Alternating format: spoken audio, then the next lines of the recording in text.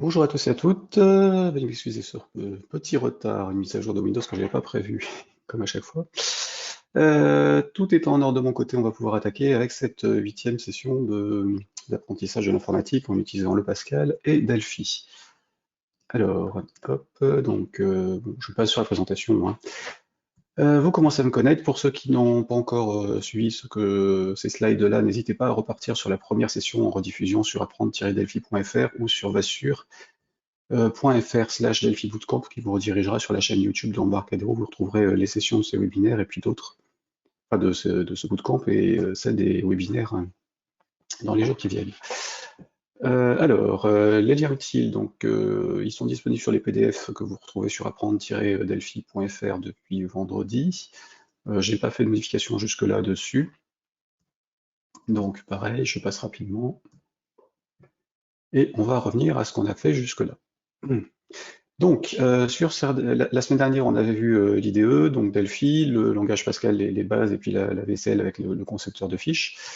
Et depuis 2 jours, nous sommes sur les 2 jours. Oui, c'est ça, depuis 2 jours. J'ai commencé à vous parler de base de données, puis nous allons travailler dessus avec les composants Delphi de FireDAC pour y arriver aujourd'hui. Voilà. Alors n'hésitez pas à repartir aussi sur les précédentes sessions s'il y a des choses que vous avez loupées et à me poser vos questions au fur et à mesure dans ces 2 heures. Vous avez normalement la consultation de la vidéo en live sur vos écrans. Passez en plein écran si vous n'êtes pas encore en plein écran pour avoir la meilleure résolution possible. Dans la colonne de droite, vous pouvez poser vos questions et puis voir les liens que je vous transfère au fur et à mesure s'il y a des choses à vous transférer. Et puis vous pourrez donc interagir avec moi sur le long de ces 2 heures ou les précédentes. Je vais donc passer rapidement sur les questions si vous en avez depuis hier par rapport à ce qu'on a vu ou ce que vous auriez fait éventuellement dans l'après-midi. Alors, pouvez-vous remontrer comment vous avez obtenu le fichier mapbase.sqlite? Oui, Jacques, je vais revenir dessus, puisqu'on va reparler on va passer à la pratique en fait, hein, donc je vais vous montrer un peu plus ce qu'il en est. N'hésitez pas à les regarder aussi sur les sources que vous avez sur GitHub. Les liens sont sur apprendre-delphi.fr ou dans le PDF. Si, bonjour, bonjour, bonjour.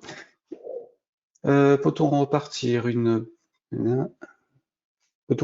base SQLite sur plusieurs fichiers par table ou même avoir une table sur plusieurs fichiers?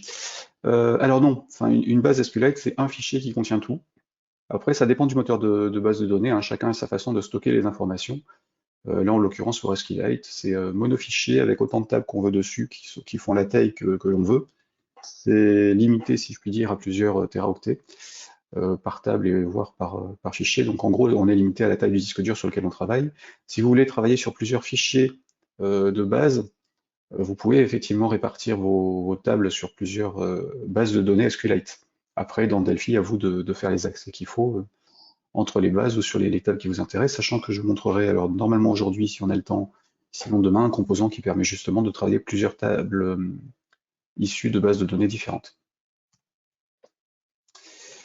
Alors, j'ai utilisé app DB Designer, mais ça ne marche pas par contre en changeant.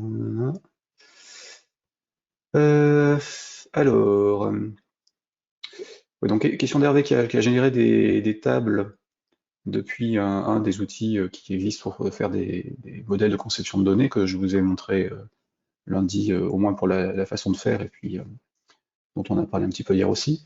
Donc certains outils génèrent des requêtes qui ne sont pas forcément compatibles avec toutes les bases de données. Parce qu'en fait, chaque base de données a quelques petites particularités, notamment au niveau des champs incrémentés, la clé primaire des tables en général, sur sa génération, sur la façon de la déclarer. Donc là, suivant l'outil, il est possible qu'effectivement ça ne fonctionne pas.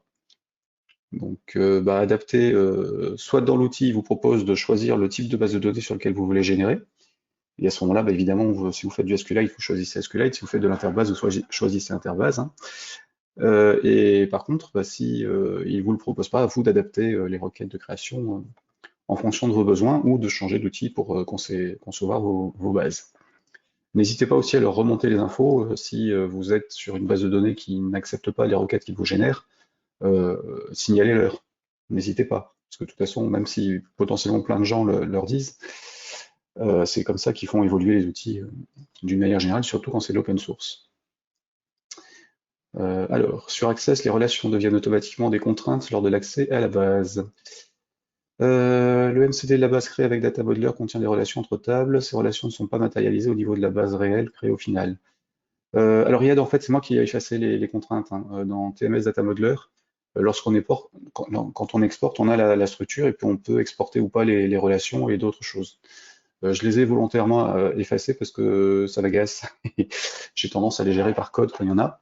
Mais quand vous n'avez pas l'expérience, n'hésitez pas à les laisser.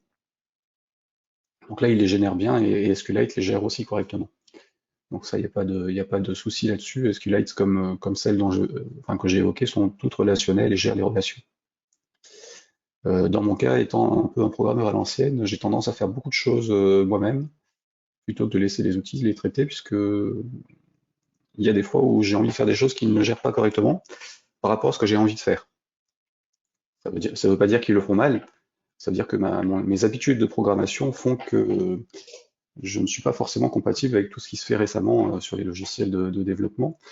Donc là, dans Delphi, par exemple, j'enlève tout ce qui est automatisation de la saisie, ou presque, à part le begin-end, parce que ça m'agace qu'ils me proposent les instructions alors que je sais ce que je vais taper. Mais pareil pour les exports de base, je fais du ménage dedans parce qu'en général, je sais ce que je veux faire derrière et j'ai les outils derrière pour gérer ce que je veux faire correctement. Après, quand vous n'avez pas l'expérience, laissez globalement tout ce que vous génèrent les outils quand ils sont faits correctement. Vous ne devriez pas avoir de soucis à l'utilisation derrière. Au contraire, c'est même une aide pour éviter des anomalies, notamment sur les suppressions d'informations et des pertes de synchronisation entre les données. J'ai eu un affichage d'un ascenseur au milieu d'une page lors d'un développement d'un programme de cours, c'est possible de le supprimer. Oui, alors il y a eu un petit bug sur les versions 10.3 de Delphi, de temps en temps, sans qu'on sache trop pourquoi. Enfin, il y a un ascenseur qui reste à l'écran, et la seule solution, c'est de redémarrer alors j'ai Delphi, ou parfois même Windows. Il a été corrigé hein, dans les patchs de la 10.3.3, mais par contre, vous n'y avez peut-être pas accès depuis la version Community Edition. Donc je vais vous mettre les liens pour le lien sur lequel j'ai référencé les patchs, au cas où. Mais globalement, comme c'est un truc qui apparaît ponctuellement et qui n'est pas hyper gênant, vous pouvez ne pas vous en préoccuper. Développeur, hop. Si j'arrive à taper le nom du lien vers le site internet, donc je rebascule Safari dessus. Donc là, sur mon blog, développeur-pascal.fr, vous avez déjà vous avez un champ de recherche hein, si vous voulez chercher quelque chose. Et dans les derniers articles que je mets à jour régulièrement, ou plutôt dans les IDE, ensuite Delphi, vous avez un article concernant les patchs, donc à installer sur la version 10.3.3 que je mets à jour au fur et à mesure qu'il y a des nouveautés, enfin des nouveaux patchs à appliquer. Donc voilà la liste de ceux qui sont sortis entre décembre et mars à peu près. Ils ne sont pas tous bloquants, enfin, certains c'est juste un fichier à modifier. Et donc si vous suivez les liens qui sont sur cette page-là, donc je vais vous mettre le lien de la page sur la colonne de commentaires. Voilà. Si vous suivez ce lien, il vous dira si vous avez le droit ou pas de les installer. Sur la community, je ne me souviens pas qu'on puisse le faire. Les seuls patchs, enfin les seuls bugs qu'on pouvait corriger sur la community qui n'est pas fourni avec un support, c'était des choses vraiment bloquantes qui empêchaient de s'en servir. Donc il est possible que ces rustines plutôt cosmétiques ne soient pas disponibles pour vous. Mais peu importe, en fait, si vous avez l'ascenseur, vous fermez l'environnement, vous le relancez, et puis normalement ça devrait être bon. Question de terminologie, FireDAC, est-ce un moteur de données ou un composant? FireDAC est un framework de composants. Donc c'est un ensemble de composants qui permet d'accéder à des bases de données. Comme les DB Express, le BDE et ADO. Que j'essaie de me connecter sur les rediffusions, j'ai un message qui me demande de m'inscrire. Est-ce que c'est normal? Non. Alors, les rediffusions, vous les avez. Je vais revenir sur la fenêtre. J'ouvre un nouvel onglet. Donc, va sur .fr/Delphi Bootcamp, que je vous recopie là-haut. Hop. Donc là, ce sont les vidéos sur YouTube. Donc vous pouvez suivre la chaîne de Barnsen pour avoir les infos sur les vidéos suivantes, pour être prévenu dès qu'elles sont en ligne. Et puis évidemment pour voir les autres choses qui seront mises à disposition prochainement. notamment toutes les rediffusions des webinaires qui étaient déjà répartis sur plusieurs comptes YouTube. Et si vous allez sur apprendre-delphi, CTRL-C, voilà. Donc là, bah, vous aurez un certain nombre de formations à terme. Et puis là, sur celle-ci, bah, c'est pas s'inscrire permet de s'inscrire, donc de se connecter afin de pouvoir suivre le direct, ce qui est déjà le cas pour vous si vous êtes là ce matin. Par contre, dans Un savoir plus, maintenant vous avez une page qui vous redonne tous les liens et toutes les vidéos, donc il y a la description de la formation. Et puis pour chaque session, vous avez aussi la vidéo de diffusion, puis le PDF correspondant à chaque jour, et un zip qui permet d'accéder à GitHub sur lequel sont les sources, que vous pouvez télécharger en cliquant ici sur Clone or Download et Download Zip. Il vous récupérera toutes les sources qui sont disponibles sur le compte et je les rajoute quotidiennement. Donc normalement, à aucun moment vous avez besoin de vous inscrire pour consulter les vidéos de rediffusion. L'inscription n'est nécessaire que si vous voulez suivre le direct. Bon, après l'affichage sur le site est un peu pourri, mais ça se réglera plus tard, ça n'empêche pas de regarder ce qu'il y a dessus. Évidemment, quand vous regardez les rediffusions, pensez à passer en plein écran. Donc là sur YouTube, quand vous êtes dessus, c'est actuellement le petit carré avec les trous autour. Donc si vous n'avez pas l'habitude, par contre il y a un écho, donc hop. Voilà, donc c'est ce truc-là qui permet de passer en plein écran sur YouTube. Et si vous êtes sur Apprendre la programmation, donc sur apprendre-delphi.fr, ici, pareil, alors les vidéos ici, vues comme ça, elles seront illisibles, hein, évidemment. Par contre, vous avez un petit... normalement... oui, alors normalement, vous auriez dû avoir la possibilité de l'agrandir sur celle-ci, et ça ne passe pas sur toutes. Enfin, il y a un petit bug parce qu'apparemment Vimeo ne permet pas d'afficher plusieurs vidéos sur la même page. Donc souci, il faudra que je répartisse ça en plusieurs pages. Mais en gros, regardez les rediffs sur YouTube et puis télécharger les fichiers depuis Apprendre Delphi, ce sera plus simple. Sinon, c'est les petites flèches comme ça, si ça s'affiche correctement chez vous, c'est les 4 petites flèches qui vont vers l'extérieur et qui disent plein écran. Et évidemment, regardez en plein écran parce que comme ça, vous aurez la meilleure résolution possible pour l'écran et le code source et tout le reste. Alors, ce qui sera dit pour FireDAC est-il valable pour DB Express? Vous rappeler s'il vous plaît ce qu'est une transaction, réplication, généralisation, mise à jour différé cache. Alors je vais en reparler rapidement éventuellement, mais je ne pourrais pas rentrer dans le détail des transactions et autres. Ce sont des fonctionnalités standards des bases de données, et là ce sera un peu trop en dehors du cours, qui risque de déborder largement de ce que j'avais prévu au départ, ce qui est très bien, parce que vous aurez plus de choses, mais il faut que j'ai le temps quand même de finir sur les directs. Alors, donc, dernière question, non. Ok. Alors, on va attaquer la gestion des données en mémoire. Donc hier, on avait vu les composants de base pour FireDAC.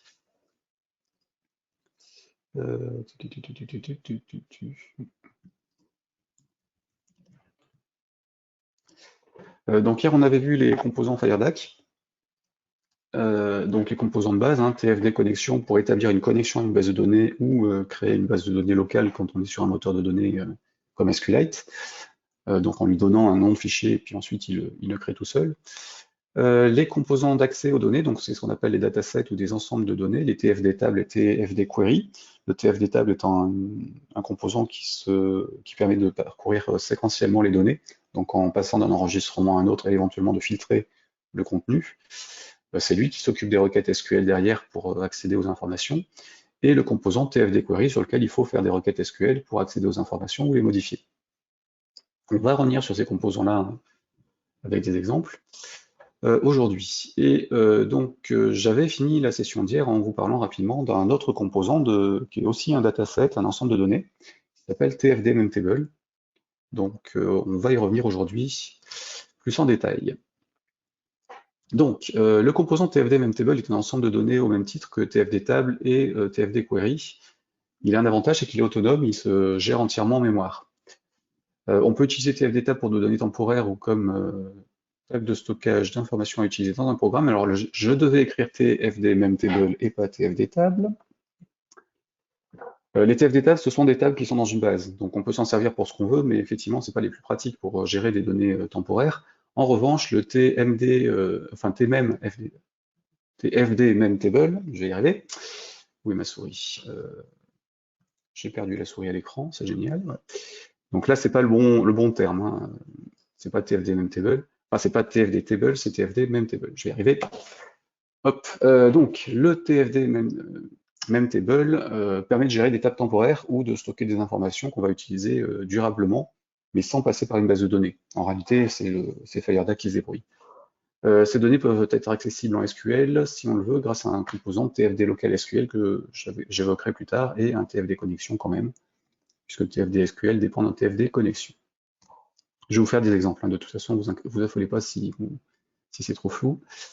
J'espère que les exemples vous aideront à comprendre, puis sinon, posez des questions. TFD Memtable permet de décrire des champs depuis le concepteur de fiches. On peut aussi saisir des données directement depuis Delphi, elles sont archivées dans le fichier .dfm, donc le .dfm, je le rappelle, c'est le fichier qui contient les composants de la fiche, qui est associé en tant que ressource à l'unité qui contient le code source de chaque écran. Comme n'importe quelle information modifiée au niveau du concepteur de fiche, donc ça se stocke au niveau du DFM si on fait des modifs sur le TFD Memtable, y compris ces données. L'enregistrement et la restauration de données sont possibles.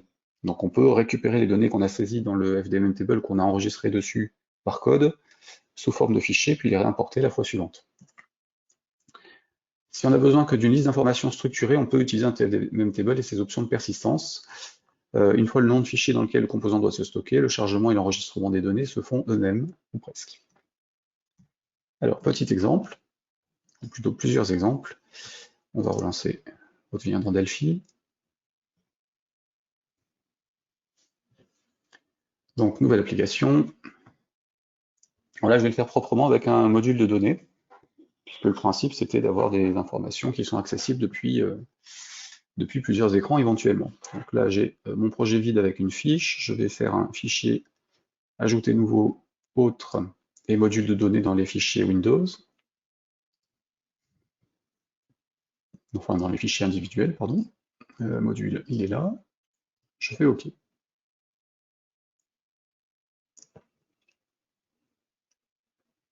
Donc, il crée le module de données.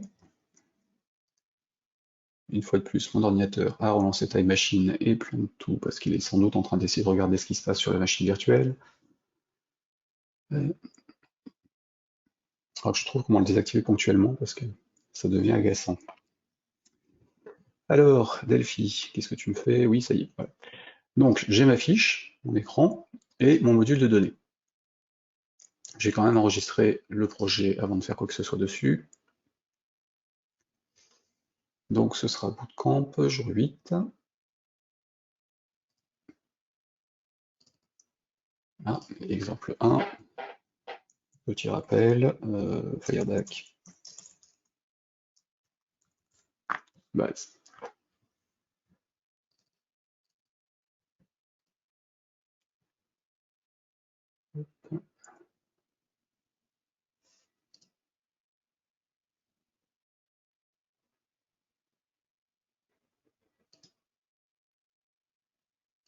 Voilà.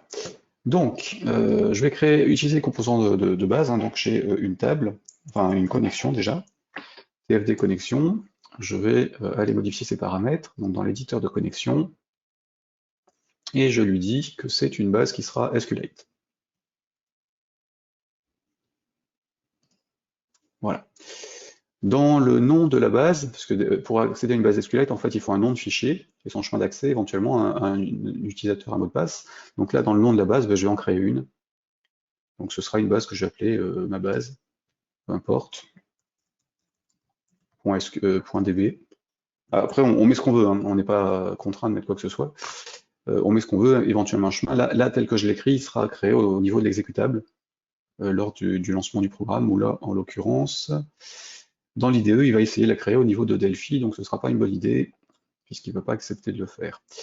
Je vais plutôt l'enregistrer directement dans ce dossier-là. Ouais, allez hop, dans ce dossier-là. Ça ne marchera pas pour vous, mais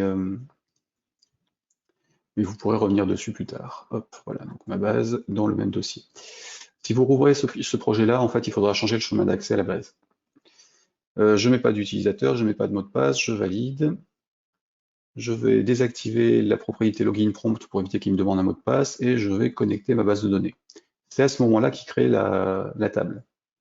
Donc là, si je vais voir les sources du projet, clic droit sur le nom du projet dans le gestionnaire de projet, affiché dans l'explorateur, il me positionne dans le bon dossier et j'ai bien un fichier ma base.db qui a été créé, qui a aucune, enfin qui est vide. Je vais créer des tables, donc là, je vais reprendre le SQL de la dernière fois.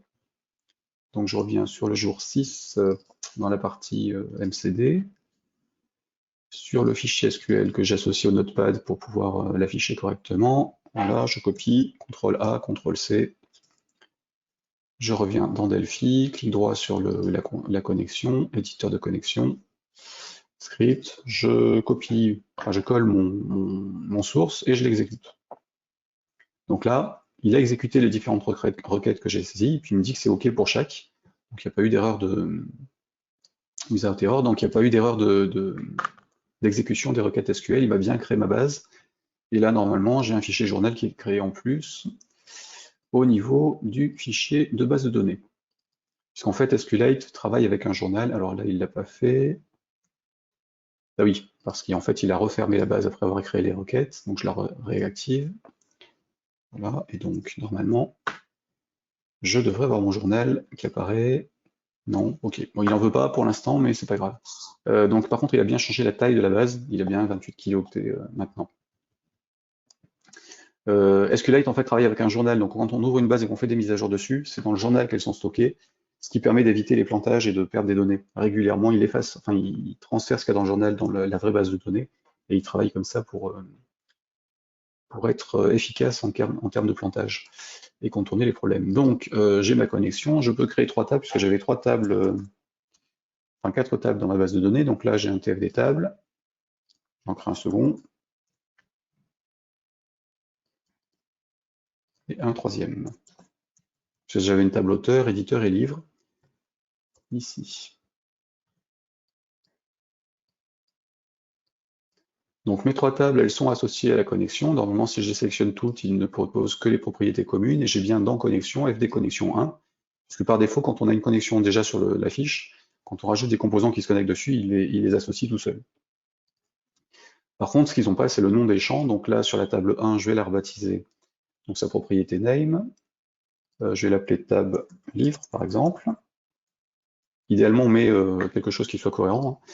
Et le table name, en fait, c'est le nom de la table dans la base de données, donc c'est livre avec les minuscules, puisque c'est celle qui était saisie dans la base. Le 2, je vais l'appeler tab auteur. Et donc son table name pointe sur les auteurs. On reste cohérent hein, jusqu'au bout. Hop. Et le troisième, ben, ce sera la table éditeur, que j'ai saisi ailleurs d'ailleurs. Là. Et donc son table name sur les éditeurs. Pardon, ici sur le bon champ, éditeur. Voilà. Donc j'ai une connexion, 3 tables, tout se passe bien, et si je vais sur une table, je peux aller avec le clic droit dessus, éditeur de champ. Soit par défaut il prend tous les champs, soit je peux en choisir un ou plusieurs. Donc là, si je fais ajouter des champs, il propose la liste des champs qu'il trouve dans la base, enfin dans la table de la base de données, puis je peux en sélectionner un, plusieurs ou tous. Je vais laisser la totalité, ce sera plus simple pour la suite. Donc voilà, ça c'était le fonctionnement de base avec les tables, et puis si j'ai besoin, je prends un TFD query. Donc lui, par exemple, il me permettra d'avoir les livres d'un auteur, donc je vais faire dans elle est où? Ici, name. Donc table, ce sera livre d'un auteur. Voilà. Donc là, il n'y a pas de table name, par contre, il y a une propriété SQL ici, et qu'on peut aussi accéder par ce biais-là, hein, donc au niveau du concepteur de fiches, menu contextuel, et donc la requête qui sera associée, alors je ne sais plus si j'avais stocké à côté ou pas hier. Hop, enfin, je peux la réécrire, mais autant récupérer ce qui existe. Je ne l'avais pas stocké dans le truc, donc je vais la récupérer directement dans le DFM. Trichons un peu. Voilà, donc ma requête c'est ça. Alors je vais carrément tricher. Ne le refaites pas chez vous. Tant que vous n'êtes pas à l'aise avec ce genre de manipulation qui sont un peu douteuses, je vais mettre un X, OK. Clic droit, voir comme texte. Je repère ma requête et je la modifie en dur. Ouais, c'est carrément de la triche. Si vous trompez d'une virgule ou dans l'ordre, ça peut poser problème à l'exécution ou à l'ouverture de votre fiche, donc évitez de le faire. Et là, clic droit, voir comme fiche. Normalement, il réinterprète le source, et donc quand je vais là-dessus, j'ai bien un paramètre qui doit s'appeler auteur, puisque j'avais mis un 2 points auteur dans le. Hop, hop, hop, hop, il l'a pas pris. Éditeur de requête. J'ai bien 2 points auteur, OK. C'est l'éditeur qui doit le mettre à jour, et pas le concepteur. Donc là, je reviens là-dessus, et je dois avoir paramètre auteur, voilà. Donc faites gaffe aux manipulations de ce style, on peut les faire, mais ça peut avoir des impacts derrière et générer des incohérences, donc danger. Donc là, j'ai bien une liste un composant pour récupérer les livres d'un auteur, j'ai les auteurs, les éditeurs, et ainsi de suite. Donc ça, ce sont les choses qu'on a vues hier. Maintenant, je vais créer une table temporaire en mémoire. Donc pour ça, je vais vous ouvrir un autre projet. Tout fermer. Je reviendrai sur celui-ci après, nouvelle appli.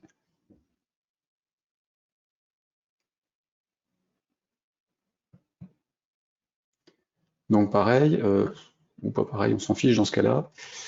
Je vais faire un TFD memTable. Alors évidemment, à créer dans un module de données, idéalement, si on s'en sert à plusieurs endroits. Si c'est juste par rapport à une fiche, on peut le mettre sur la fiche. Et donc le composant TFD memTable, c'est comme un TFD table ou un TFD query, c'est un ensemble de données. J'insiste sur la notion de dataset et d'ensemble de données parce qu'en fait, elle est nécessaire pour la suite. Enfin, comme le reste d'ailleurs. Enfin, j'essaye. Donc, mon TFD memTable, vous allez le voir, il n'y a pas de propriété connexion dessus. Donc, il n'est pas rattaché à un ensemble, enfin, une connexion sur une base de données parce qu'il est autonome. Et si je fais un clic droit dessus, j'ai un éditeur de champ, la possibilité de charger depuis un fichier, d'affecter des données ou de modifier l'ensemble. Et donc, en fait, on va commencer par le premier, éditeur de champ. Donc là, je vais créer des informations dedans. Donc je vais, alors ajouter les champs, ça fait rien, puisqu'il n'y a pas il y a quoi, rien du tout associé. Par contre, c'est le même outil de conception de champ qui est utilisé sur tous. C'est pour ça qu'il le propose. Donc là, il n'y a que nouveau champ qui fonctionne. Et donc, je vais créer un champ raison sociale, non éditeur non, non éditeur. Oula. Non, éditeur. Ensuite, je vais lui dire que c'est ici, dans son type, une chaîne de caractères. Ce sera une donnée. Après les différentes rubriques, allez voir dans l'aide si vous voulez voir.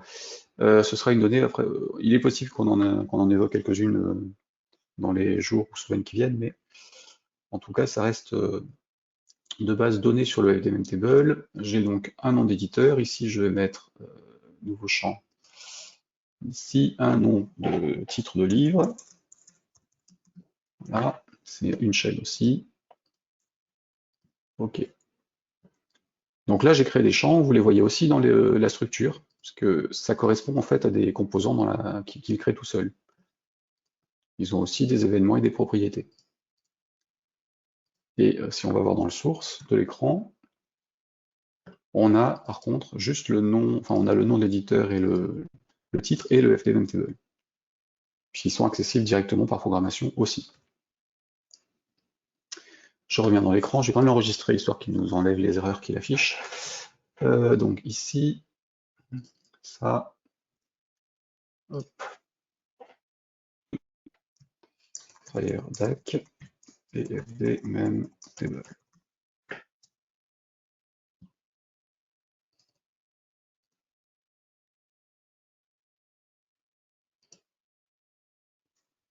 Voilà.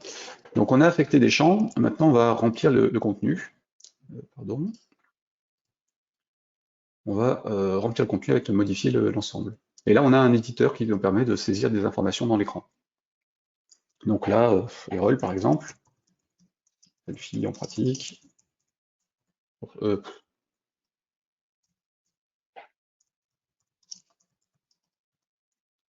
un best-seller écrit par Paul Toth, enfin coécrit par Paul Toth. Hop,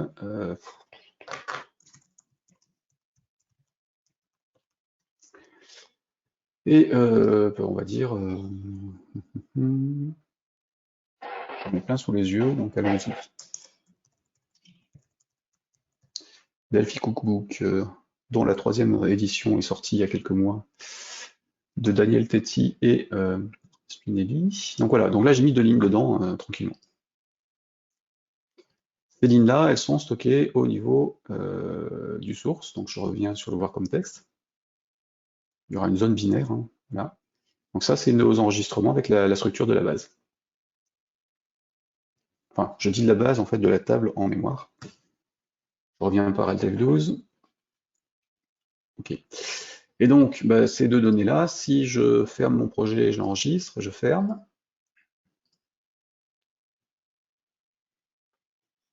Je vais le rouvrir.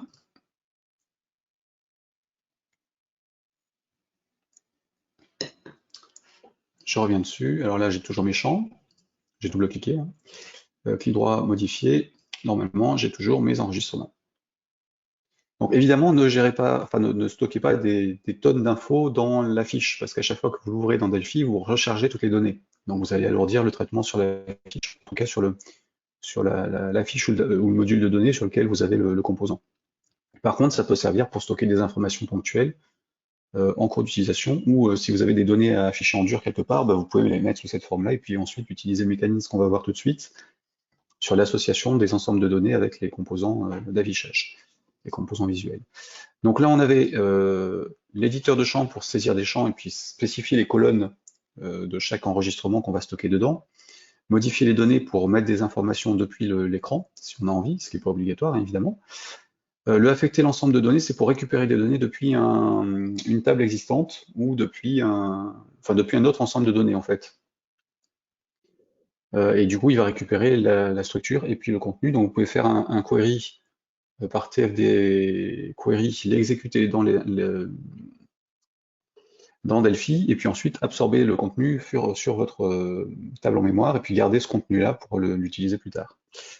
Vous pouvez aussi enregistrer, charger les données dans un fichier, puis les effacer. Donc là, si j'enregistre dans un fichier, par exemple, je vais les mettre au même endroit, donc mes données. Ici, voilà, donc c'est enregistré.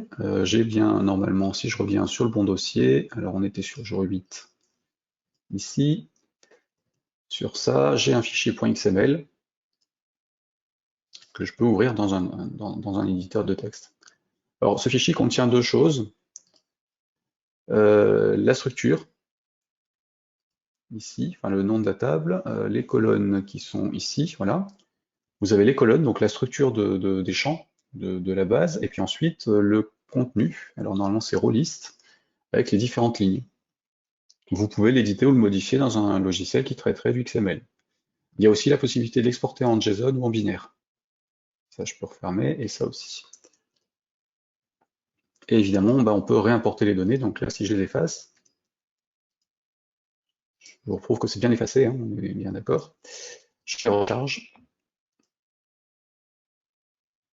et donc il prend bien ce fichier-là, normalement, avec modifier les informations.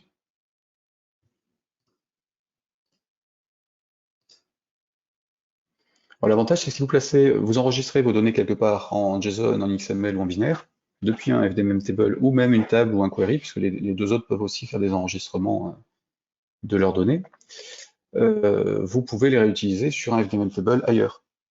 Donc vous pouvez transférer ce fichier-là à quelqu'un. Alors évidemment, si ça contient des données personnelles, confidentielles et autres, vous le chiffrez, donc vous le mettez dans un zip avec un mot de passe, ou vous utilisez des logiciels de cryptographie.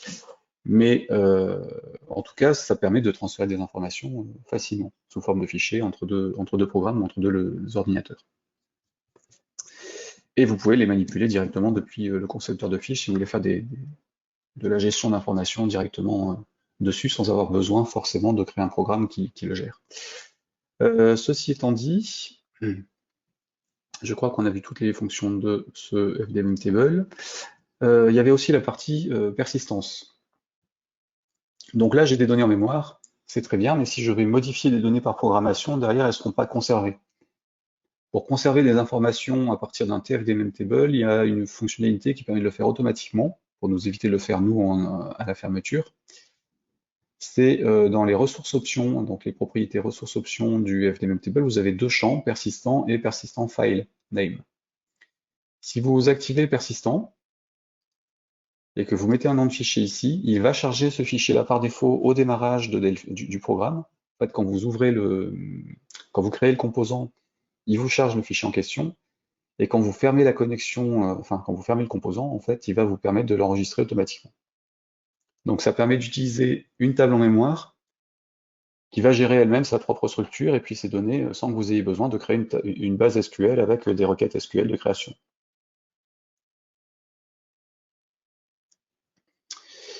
Voilà, donc ça on va faire un exemple après. Hop. Est-ce que j'ai dit ce que j'avais à dire? Oui. Est-ce que vous avez des questions? Donc apparemment quelques-unes. Hop. Euh, Si je ne sélectionne pas tous les champs de la table, les requêtes SQL marcheront-elles? Oui. Alors, en fait, les requêtes SQL se basent sur les champs qu'on choisit. Simplement, on n'aura pas les informations venant des autres champs, tout simplement. Après, bah, là, normalement, dans un select, donc en SQL, on sélectionne les champs dont on a besoin d'afficher les informations ou de modifier des informations, et on prend rarement tous les champs existants des tables. Là, sur la requête que j'ai faite, j'ai pris un livre étoile pour prendre tous les champs du livre, mais c'est pas utile. Enfin, ça dépend ce qu'on en fait derrière. Là, c'était plus pour simplifier les requêtes et puis pour donner un exemple. Idéalement, vous sélectionnez que les champs qui vous intéressent euh, et pour travailler, puis vous évitez tous les autres champs parce que c'est quand même des données qui transitent entre le moteur de base de données ou la base de données qui serait sur un autre serveur vers votre ordinateur, vers ce programme. Donc ça, plus il y a d'informations inutiles, plus ça prend du temps pour rien en termes de transfert et puis en termes de volume de transfert. Ça veut dire quoi JSON? Alors JSON c'est un format de stockage, c'est vrai que j'en ai pas parlé, mais historiquement, quand on a commencé à parler EDI, échange de données informatisées en logiciel, alors j'ai perdu la fenêtre de Safari, ici, voilà. Quand on a commencé à parler EDI dans les années 80-90, plutôt 90, on s'échangeait des fichiers texte. Historiquement, on échangeait des fichiers avec 5 caractères pour l'identifiant d'un truc, 50 caractères pour l'identifiant pour le titre du livre, par exemple, et ainsi de suite.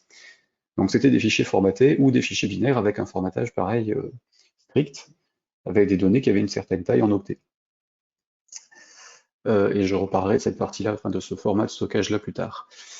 Depuis un certain nombre d'années, on a généralisé la possibilité d'échanger des informations entre logiciels ou entre éditeurs de logiciels.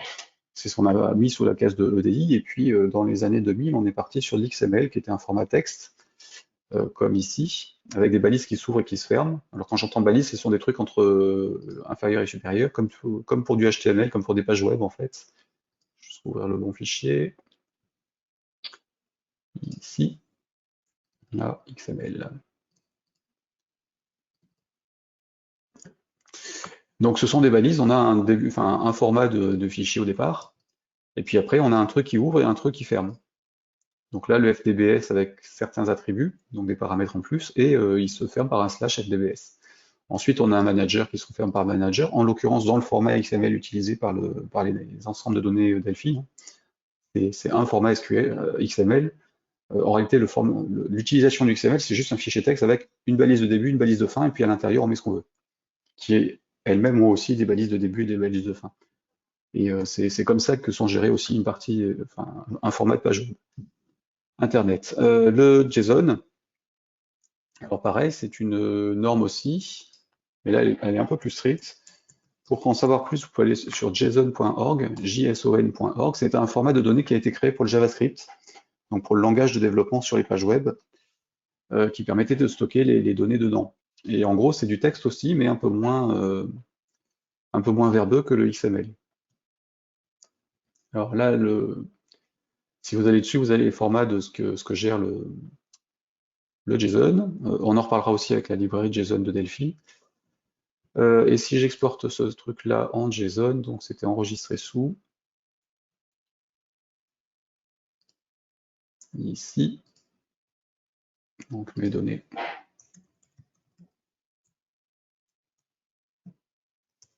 Voilà.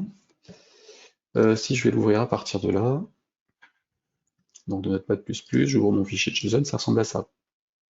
Donc au lieu d'avoir des balises de début et des balises de fin, on a des accolades, des crochets, ou des apostrophes, et puis on a un truc qui démarre, donc là en l'occurrence c'est un objet qui contient un objet, qui a une information, une propriété, qui elle-même, enfin avec une deuxième information, qui elle-même est un objet, qui contient un certain nombre de choses, dont une table liste, qui est un tableau qui contient des objets. Et chaque information est retriée de cette façon-là, plutôt que d'être avec des débuts et des fins comme ici. Donc ça prend moins de place. Du coup, c'est plus avantageux en termes de stockage et d'échange d'informations. Puis l'autre avantage, c'est que si on fait un fichier au format JSON quelque part, tous les langages de développement peuvent l'utiliser, y compris sur des sites internet, et donc c'est plus facile à s'échanger comme ça. Parce que maintenant, c'est quasiment devenu le format d'échange le plus utilisé dès qu'on fait des choses avec Internet. Autre question, alors, une base TFD Memtable peut-elle être partagée avec d'autres applications? Oui, alors, je vais vous montrer pour le partage d'unités, mais effectivement, là, si vous exportez des données, bah, vous la récupérez, vous réimportez les données depuis un autre appli, depuis un autre programme, sans aucun problème, sans aucune difficulté. Pareil, les TFD tables et TFD query peuvent aussi enregistrer leurs données, elles sont récupérables depuis un TFD Memtable. Après, c'est un format, enfin, le format de stockage est lié à Delphi, enfin, est lié à Delphi, est lié à FireDAC.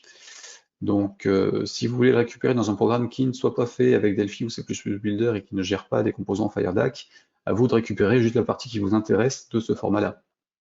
En l'occurrence, ce serait la partie rowlist qui contient les différentes lignes, donc les différents enregistrements avec un champ pour enfin, un enregistrement qui s'appellerait original, qui a pour propriété, pour attribut les différents noms de colonnes en fait, les différents noms de champs. Mais c'est faisable, une fois qu'on connaît le format, on le fait, on traite ce qu'on veut dans n'importe quel langage. Je ne vois pas de possibilité d'enregistrer dans TFD table, elle n'est pas disponible depuis le concepteur de fiches, elle l'est depuis la programmation. Comment connaître la taille mémoire occupée par un TFD Memtable? C'est une bonne question. De mémoire, on n'a pas de possibilité de le savoir facilement. Dans la classe objet dont ça hérite, on a peut-être une information de taille, mais là je ne sais plus, en tout cas par programmation uniquement. Effectivement, ça doit être faisable, parce qu'on a accès au gestionnaire de mémoire. Mais là, par programmation, on n'a pas d'infos particulières en tant que propriété directe, en tout cas dans le concepteur de fiches. Comment peut-on récupérer une donnée qu'on cherche par un critère pour le faire afficher dans un label? Bah, on y vient. JSON XML, on a un format de structure arborescente. Oui, bah, alors l'arborescence, elle est visible quand on fait un affichage avec de l'indentation, des espaces ou des tabulations. Là, en l'occurrence, pour gagner de la place et du volume, c'est pas enregistré comme ça depuis ces composants-là, mais évidemment, on peut l'afficher de façon arborescente et plus lisible, avec une structure plus claire à l'affichage. En pratique, ça reste le même texte. Simplement, il y a des espaces en plus qui ne servent à rien pour du stockage de données pur. Dernière question pour ça. Si on glisse un fichier JSON, on voit très bien sa structure. Oui, bah effectivement. Enfin, là, après, ça dépend du logiciel qui l'affiche, hein. En l'occurrence, dans le Notepad++, il y a des extensions qui permettent de faire un affichage étendu, enfin plus visuel. Là, je ne les ai pas utilisées, je ne les ai pas installées. Ça dépend des logiciels qu'on utilise pour l'afficher. Et effectivement, c'est plus une question de look que d'autres choses. Et Firefox permet de le faire si on l'a. Ce qui n'est pas mon cas parce que je ne m'en sers pas. Voilà pour le TFD Memtable. Donc, je reviens là-dessus.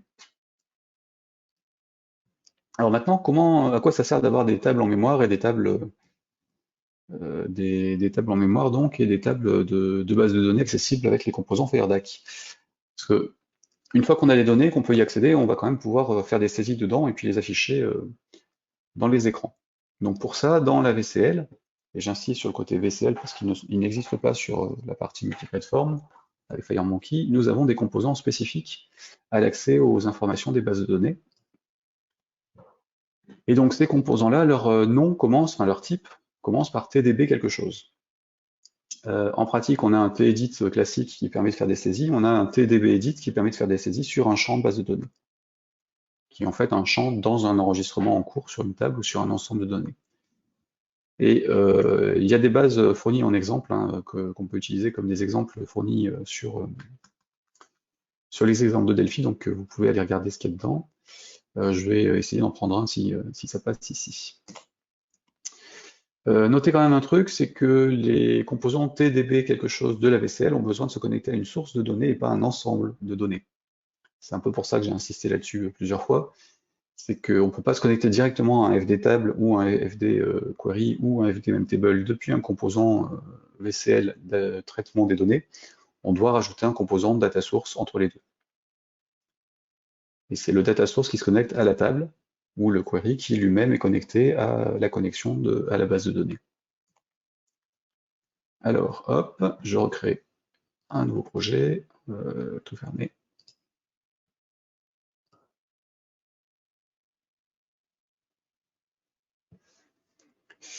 Nouveau, ici, application VCL.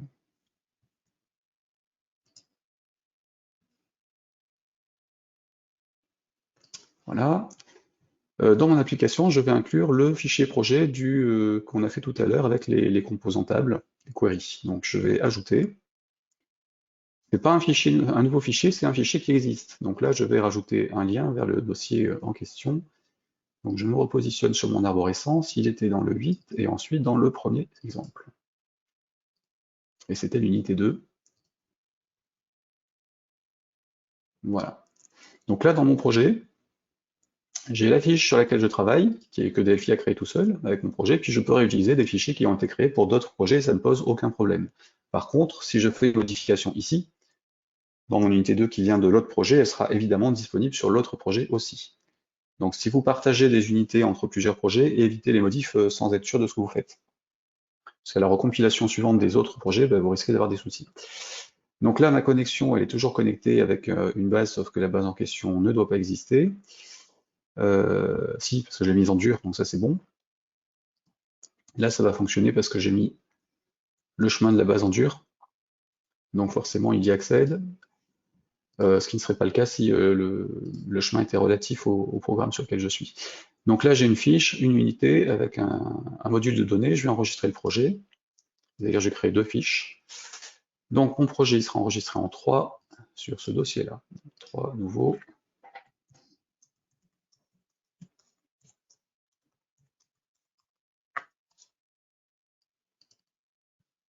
Enregistré. Et donc, alors pareil pour le projet, il faut le remettre dans le bon dossier aussi, ici. L'unité 2 reste là où je l'ai prise, c'est-à-dire sur le projet précédent, et donc dans le gestionnaire de projet, on la voit avec une arborescence, où on peut changer le format d'affichage si on veut, après ça. Il y a plusieurs possibilités d'affichage. Normalement, elles étaient ici, que je retrouve. Développer, replier. Voilà. Donc là, j'ai un dossier plat, ça évite l'arborescence. Mais là, c'est lié à l'environnement et au projet sur lequel on travaille. Donc, si j'exécute ça, ça va fonctionner, mais ça ne fera rien puisque ma fiche principale est vide.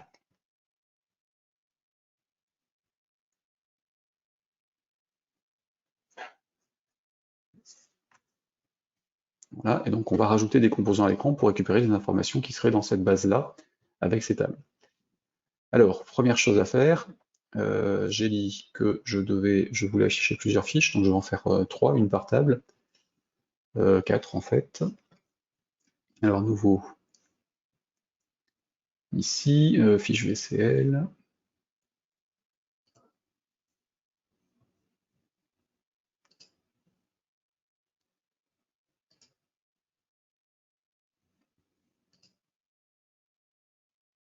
Voilà, j'enregistre. Donc, je vais faire un écran de mise à jour pour chaque.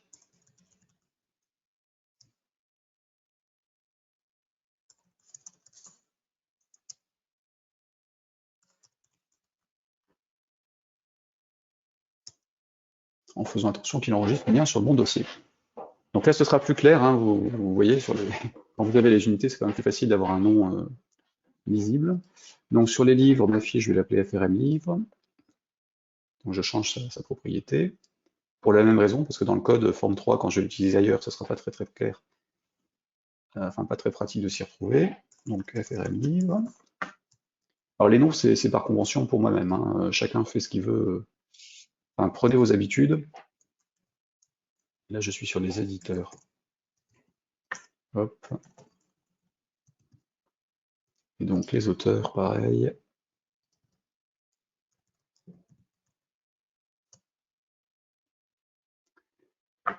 Voilà pour ça.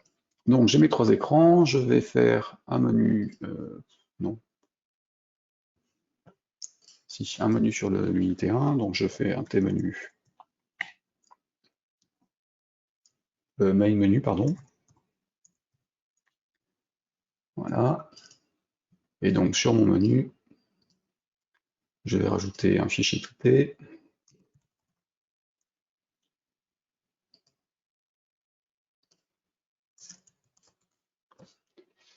Et un mise à jour table avec auteur, éditeur et livre.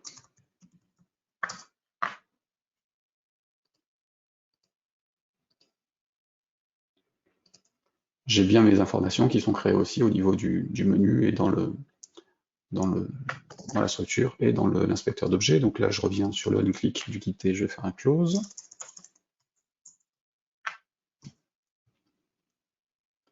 Voilà, sur les auteurs, je vais juste afficher la table auteur. Donc là, je vais laisser les fiches se créer toutes seules, hein, ça pose pas.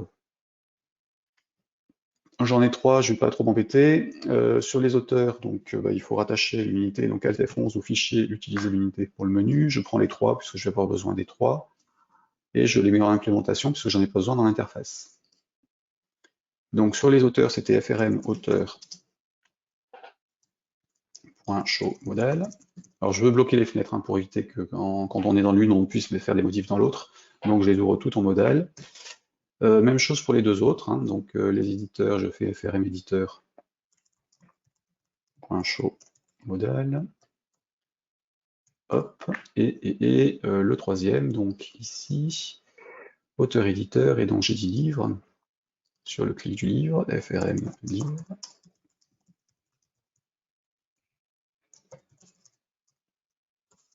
Voilà. Donc là, j'ai 3 fenêtres, un menu sur la première, et je peux accéder aux autres. Si j'exécute, normalement, il doit fonctionner correctement pour l'accès aux différents écrans.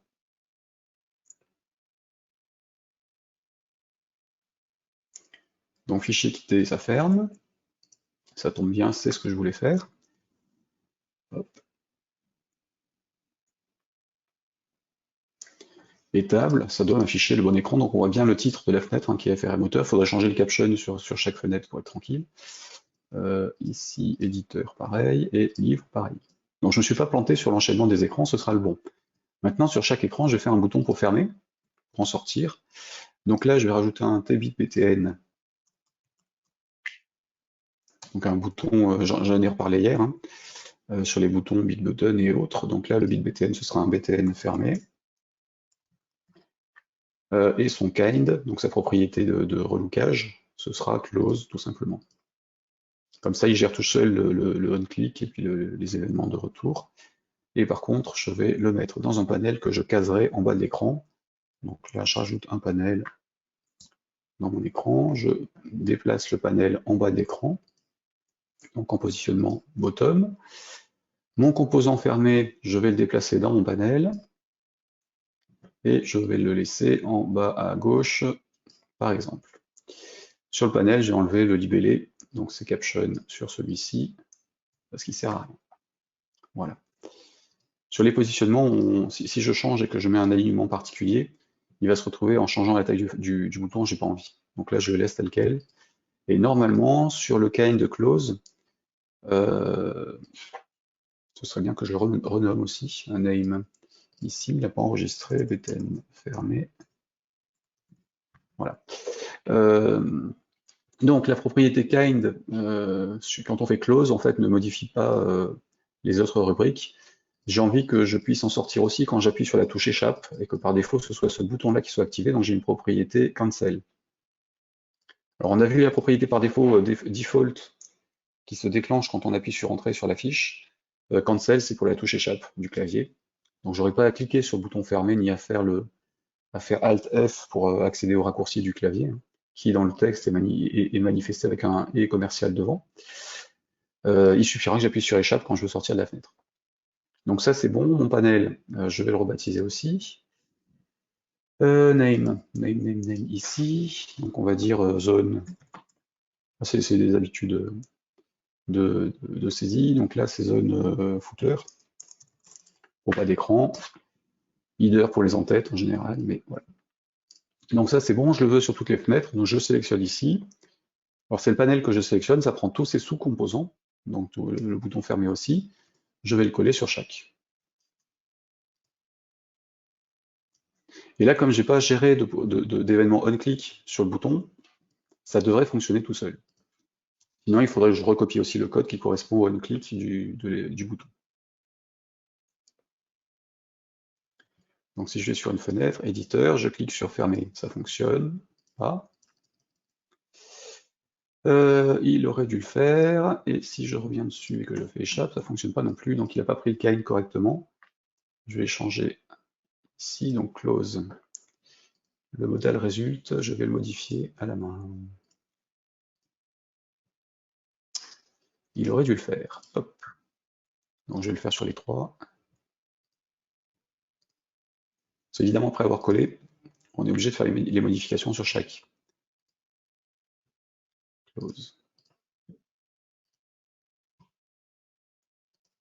Alors, il y a plusieurs solutions dans Delphi pour éviter de devoir faire ça. Si je me mettais sur le bon composant, ce sera mieux. On a dit close, il est ici. Can, modèle résulte. Close. Donc il y a plusieurs solutions pour le faire dans Delphi pour éviter de copier-coller comme je viens de le faire, hein. C'est créer un composant qui serait le bas de page et qui gérait les différents éléments, mais ça c'est un peu compliqué, c'est du codage.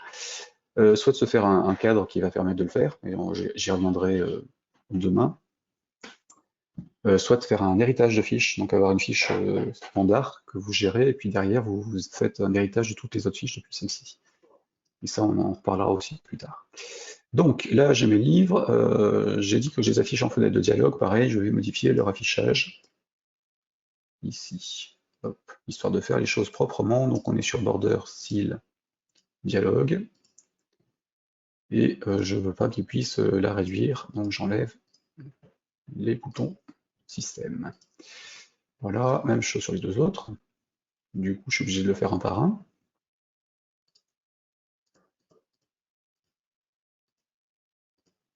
Ah. D'ailleurs, c'est une idée idiote. Le dialogue ne sert à rien dans notre cas. Il faut que ça puisse se resizer, sinon ça va l'avoir mis en footer et ainsi de suite, si les champs sont pas trop...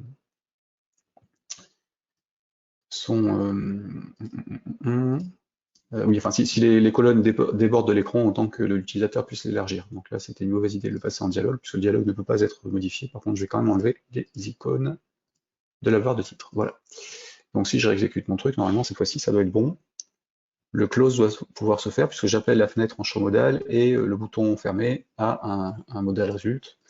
Donc je fais éditeur, je clique sur fermer, ça se ferme. Je fais livre, j'appuie sur échappe, ça se ferme aussi. Donc j'ai mon enchaînement d'écran qui fonctionne, j'ai bien enregistré mes sources, c'est bon. Maintenant, on va afficher les informations. Alors pour afficher les informations, donc on a l'unité 2 qui contient les données, donc qui contient 3 tables avec des infos, et je vais les afficher dans les livres, ici. Donc pour les livres, mauvais exemple, parce qu'en fait il nous faut des informations complémentaires. Donc je vais le faire sur éditeur et sur auteur, puisque les éditeurs sont indépendants, les auteurs aussi, alors que les livres en fait contiennent un éditeur et sont rattachés à des auteurs. Donc sur les éditeurs, hop, ici, je vais rajouter un TDB grid. Alors les composants TDB, vous en avez un certain nombre, qui correspondent globalement à la même chose que sans le DB.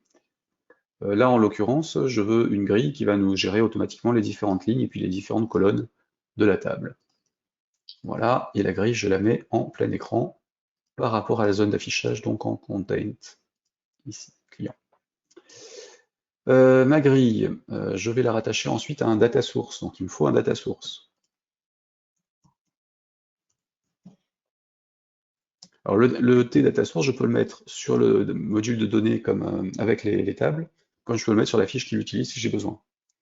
Idéalement, si vous partagez les données avec plusieurs écrans, il vaut mieux le mettre sur le module de données, comme ça, quand vous vous déplacez sur un élément, les autres se déplacent aussi. Donc là, sur l'éditeur, je vais le laisser tel quel, sur les auteurs aussi, puis sur les livres, je le mettrai sur l'autre. Donc, ma source de données, elle a besoin d'un dataset, donc un TFD tab, TFD query, TFD memtable, ou un autre type de dataset historique, notamment sur ADO et DB Express, qui sont compatibles évidemment avec ces composants, puisque le data source est indépendant de FireDAC. C'est un composant standard qui existe depuis la première version. Donc, pour récupérer le dataset, il faut que j'accède à l'unité depuis ma fiche. Donc, pareil, Alt F11 ou fichier utilisé à l'unité de mon data module dans l'interface, puisque le concepteur de fiche en a besoin. OK. Normalement, j'ai bien mes tables qui apparaissent. Là, je suis sur la fenêtre de saisie des éditeurs, donc mon data source, il doit pointer sur le dataset éditeur. Voilà. Et ma grille, elle va pointer sur le data source qui correspond au dataset des éditeurs. Si je vais sur mon data module, donc sur mon module de données, je vais sur les éditeurs, j'active la table, je me retrouve avec les colonnes normalement ici. Alors, c'était le cas si on avait quelque chose dans la base. La connexion est activée, oui. La table éditeur est... Pardon, j'ai cliqué sur filtrer au lieu de active. Voilà. Le sablier s'est mis enfin, fait un petit logo SQL, et puis là j'ai bien les deux colonnes avec un raison sociale et ID. L'ID étant renseigné tout seul, la raison sociale étant à saisir. Et par défaut, comme il n'y a rien, ben, il nous met le type d'information pour le texte. Donc là c'est bien, on va avoir une grille avec les informations, on va pouvoir saisir des choses directement sans faire quoi que ce soit de plus. Si j'exécute, alors sous réserve que le champ string soit correctement interprété, dans la table, si je vais sur les éditeurs, j'ai ça, et si je fais quelque chose, il me dit qu'il y a un problème de verrouillage de la base. Ah oui, alors, petit souci, c'est que là, je l'ai ouverte dans Delphi, donc elle est verrouillée par Delphi. Je vais juste modifier un paramètre sur la connexion. Clic droit, éditeur de connexion. Par défaut, elles sont ouvertes en mode exclusif en SQLite. Il faut modifier en normal si on veut avoir plusieurs programmes qui accèdent en même temps sur les paramètres de la connexion SQLite. Donc là, je fais OK, je réactive ma connexion. Voilà. Je vais réactiver mes tables, hein, donc j'y suis, les trois. Donc sélection comme ça ou avec majuscule et le clic. Donc les trois tables sont ouvertes normalement. OK. Je réenregistre. Et là, les modifications que je viens de faire, elles sont faites aussi sur l'autre programme, celui d'origine, puisque l'unité était partagée entre les deux. Donc dans mes éditeurs, normalement, j'ai toujours mes colonnes, donc ça veut dire que c'est bon.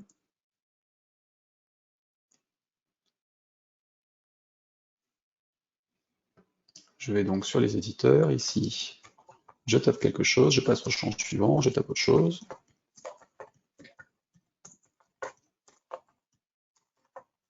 Voilà. Si je ferme, que je rouvre, j'ai normalement ma liste. Et si je réexécute le programme, je les ai aussi parce que forcément j'ai stocké les données. Donc là, le white string, le white memo, c'est un souci de stockage info. C'est parce que j'ai créé mes champs en texte au lieu de varchar en SQLite. Et du coup, la conversion ne se passe pas correctement.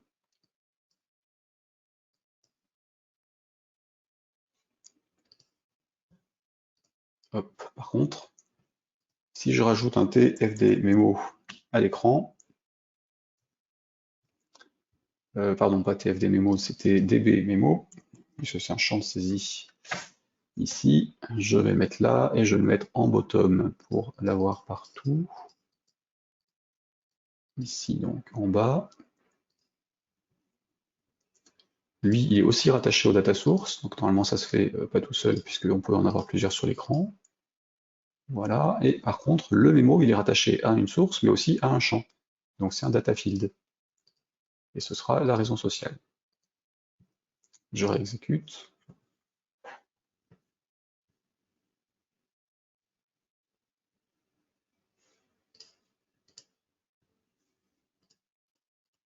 Donc ça bouge tout seul parce que je me déplace dans la table.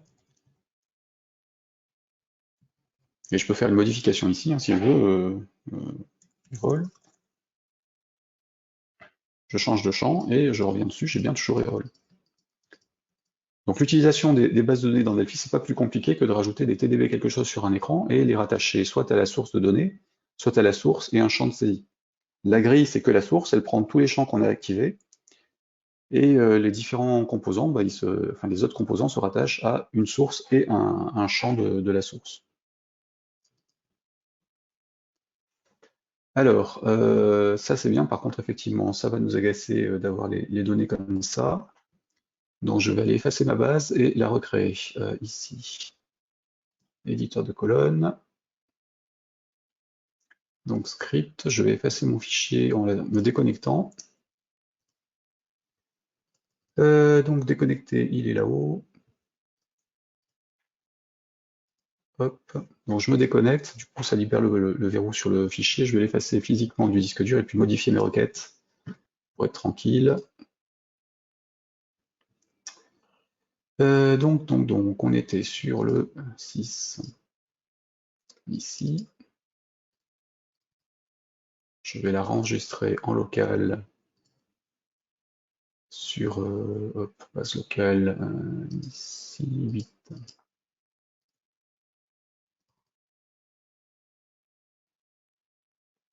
Là, je vais remplacer tout ce qui est texte par varchar 255, ce qui devrait permettre que ce soit correctement interprété. Après, dans les propriétés de la connexion, on a la possibilité de faire des conversions automatiques entre les types texte et autre chose. Mais là, au moins, le commentaire, par contre, il reste en texte. Alors, évidemment, idéalement, j'irais plutôt faire les changements directement dans le TMS Data Modeler pour qu'il me génère les requêtes de modification de la base, ce qui permet de modifier la structure. Donc, je copie ça, mon fichier ici, donc je reviens là-dessus. Là, je vais réexécuter les requêtes. Normalement, elles vont refuser parce que j'étais toujours sur le même fichier, je ne l'ai pas effacé. Voilà, donc il dit bien que ça plante. Parce que les tables existent déjà, donc il ne peut pas les éliminer. Donc je vais effacer le fichier .sql et relancer ma requête. Là. 6, non, on était sur aujourd'hui. Dans ça, à base, je l'efface.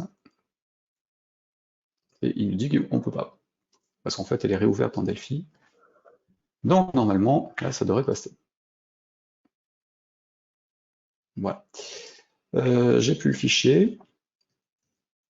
Je vais le recréer. Donc ça, je exécute mes requêtes modifiées, j'enregistre, toujours pas de mot de passe, et c'est bon. Et donc si je réactive tout, alors la connexion, je la recrée, enfin, je la reconnecte. Les tables par défaut, elles se sont désactivées quand on fait une modification sur la connexion, qu'on la déconnecte, donc je les réactive aussi. Et si je lance mon programme, normalement, mon white memo qui apparaissait n'apparaît plus en tant que white memo, ce sera directement la valeur.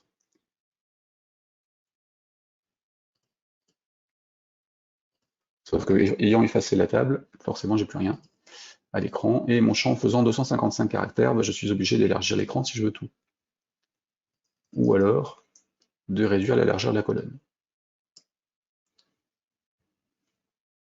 Là, en l'occurrence, compliqué parce que je ne l'ai pas autorisé, mais voilà. Donc, si je sais des trucs ici, pareil que tout à l'heure, hein, je peux revenir. Ici, mon mémo, il continue à fonctionner.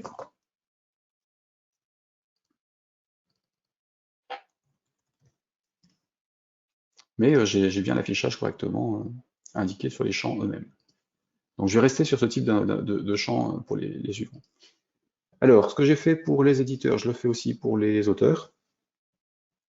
Donc là, en l'occurrence, je peux fermer les autres fichiers. Celui-là, c'est bon, je l'avais enregistré. Celui-là, il ne me sert plus. On n'a plus à y toucher. Donc, les auteurs. Alors là, je vais me contenter d'une grille et puis de la connexion, donc tes data sources. Hop, Alt F11, donc fichier utilisé limité pour le data module dans l'interface. Mon data source, je le rattache à mon data module, donc je suis sur les auteurs, ici, et donc je rajoute une grille TED, TDB grid, que je mets en plein écran, et que je rattache à mon data source. Voilà. Donc là, pareil, bah, le champ nom et prénom étant de 255 caractères, c'est un vrai bordel. Donc on va aller modifier ça, histoire que ça s'affiche correctement et de ne pas être embêté plus tard. Ça, je le fais au niveau des tables. Ici, sur les éditeurs, si je fais un clic droit, éditeur de champ, je peux tous les rajouter. Alors évidemment, ce que je fais là, il faudra le refaire si vous changez la structure de la table pour pouvoir rajouter les nouveaux champs. La raison sociale, je vais modifier sa taille maximale d'affichage, qui était ici, donc display width, on va dire 100, ou 50, ce sera très, très suffisant. Voilà, et normalement, sur les écrans suivants, il est censé récupérer cette information-là pour la gérer. Et je vais faire pareil sur les autres, donc là, les éditeurs sur l'éditeur sur les auteurs, je les rajoute tous, je vais y arriver. Je m'en fous parce que plus compliqué qu'on ne le croit de parler pendant des heures. Donc, là, je récupère les trois champs, donc il ne nous affiche que les propriétés communes. Je modifie le 50 ici, il est modifié sur les trois. Et dans les livres, pareil, éditeur de champs, je les ajoute tous. Et donc, ce qui m'intéresse, c'est le titre et le GENCODE, normalement, qui était pareil en 255. Et je vais mettre 50 dans les deux. Alors surtout, je ne modifie pas la propriété, les autres propriétés qui sont communes. Donc, j'ai mes différentes tables. Alors le nom, bah, je vais mettre nom en termes de texte. Donc pareil, j'ai un display label ici. Des voilà. Je vais l'afficher comme ça. Le prénom avec la majuscule et accent. Oh.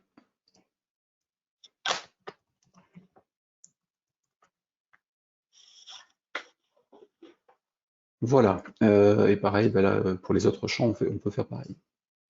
Ça, je referme. Normalement, les tables sont toujours actives. Et donc, je peux relancer le programme. Si ça se passe correctement, les colonnes sont de la bonne taille, enfin sont réduites parce qu'ils récupèrent l'info.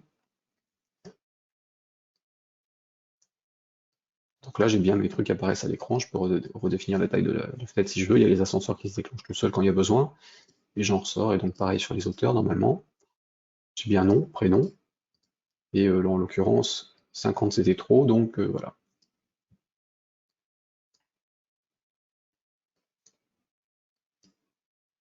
Alors, si vous voulez aller plus loin, quand vous faites un enregistrement, enfin, quand vous faites un changement de taille de la fenêtre, vous pouvez le stocker. Puisqu'en fait, on a un événement onResize sur chaque composant visuel qui permet de savoir à quel moment il se redéfinit, et puis du coup, on peut archiver sa taille.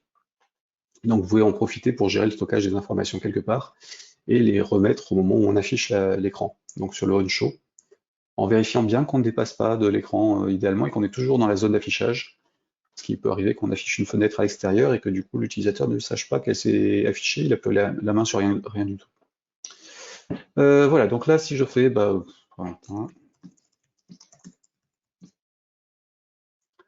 voilà, j'ai créé mon nom et puis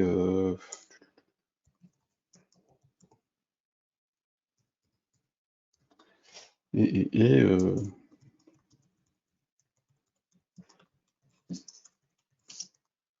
voilà. Si je ferme, je reviens, j'ai toujours mes auteurs normalement, et ça se passe bien. Donc dans les éditeurs, je peux même mettre des trucs cohérents. Donc on va dire Errol, Pact, Publishing, Apresse et Eni, chez qui vous retrouverez prochainement un livre d'ailleurs d'initiation à Delphi qui est en cours d'écriture. Voilà, donc là c'est bon. Et donc il nous reste le problème des livres. Alors les livres, c'est géré par rapport à plusieurs tables à la fois. Donc ça va être un peu plus compliqué à gérer de cette façon-là. Avant de faire les livres, ce que je vous propose, c'est que ici, dans les unités, enfin dans la fiche principale, on affiche les livres d'un auteur. Donc on a besoin de la table auteur et puis on a besoin des livres de l'auteur, donc les requêtes SQL que j'avais gérées de l'autre côté. Sachant qu'il faudra faire un petit peu de codage pour y parvenir. Est-ce que jusque-là vous avez des questions?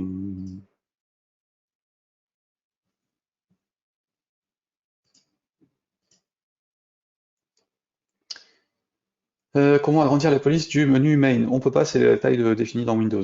Donc là on n'a pas le choix. C'est le système qui se débrouille, donc ce sont les fonctionnalités d'accessibilité de Windows qui permettent d'agrandir ou réduire. Là je peux rien changer pour vous l'afficher correctement. Comment peut-on désactiver l'action sur la croix de la fenêtre de fermeture de Windows? Il suffit de désactiver les boutons pour le faire. Donc ça, c'est la propriété border icons, ici, qui permet de désactiver les différents éléments. Et là, vous l'avez vu, hein, quand j'exécute, sur mes trois fenêtres où j'ai désactivé les trois, donc le système menu, il me masque aussi la croix. Donc là, si j'ouvre les éditeurs, j'ai pas les trois cases habituelles. Parce que je les ai désactivés du border icons.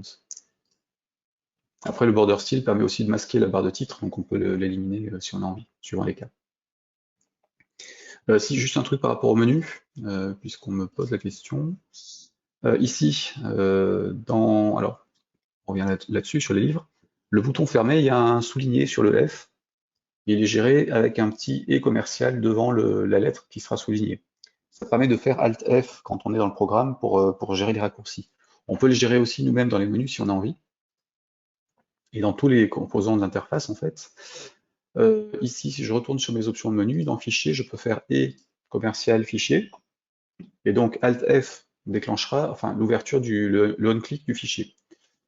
Si je fais pareil pour quitter, bah, pareil, le Alt Q, enfin, et commercial devant permettra de faire quitter. Et normalement, on avait aussi une propriété qui permettait de mettre des raccourcis avec des CTRL Q, Alt et autres dedans, qui était shortcut ici. Donc on peut aussi faire un CTRL Q par exemple, CTRL W mettons pour être plus classique, pour la fermeture, pour fermer le programme. Et donc pareil pour les tables, si je mets si je reviens sur table, je mets un et commercial devant, dans le texte, hein, surtout pas dans le nom de l'objet, enfin du composant. Et auteur, Alt A, L. Alors évidemment, évitez de mettre plusieurs raccourcis identiques dans votre écran. Cela, si si j'avais un bouton fermé avec le F comme raccourci et le menu fichier avec le F, le résultat sera pas forcément celui que vous attendez quand vous faites Alt F. Donc là, je l'ai mis un peu partout. Si j'exécute mon programme,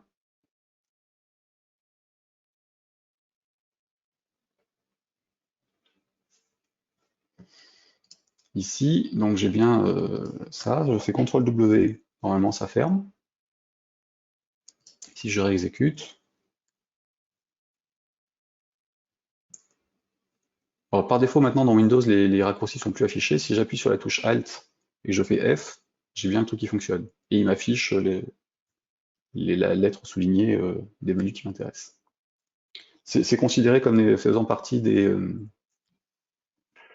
options d'accessibilité. Voilà.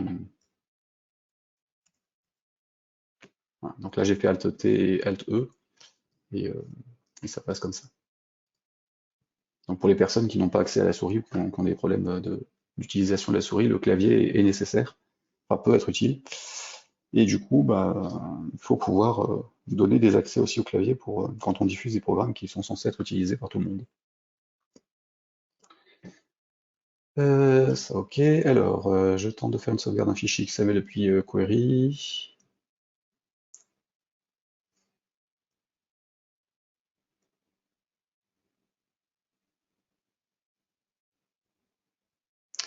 Alors Anthony qui part dans le code, donc ça j'y reviendrai, mais effectivement quand on fait les save to file et load from file, il faut le format, donc il faut lui spécifier, et puis il faut l'unité correspondante.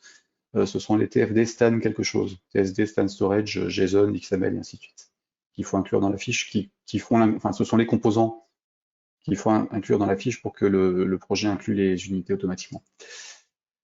Alors, la grosse différence entre varchar et texte, effectivement, c'est le string grid n'affiche pas les textes. Donc là, vous l'avez vu, hein, ça affiche while-memo à la place. Sachant qu'en fait, avec FireDAC, si je vais là-dedans dans la connexion,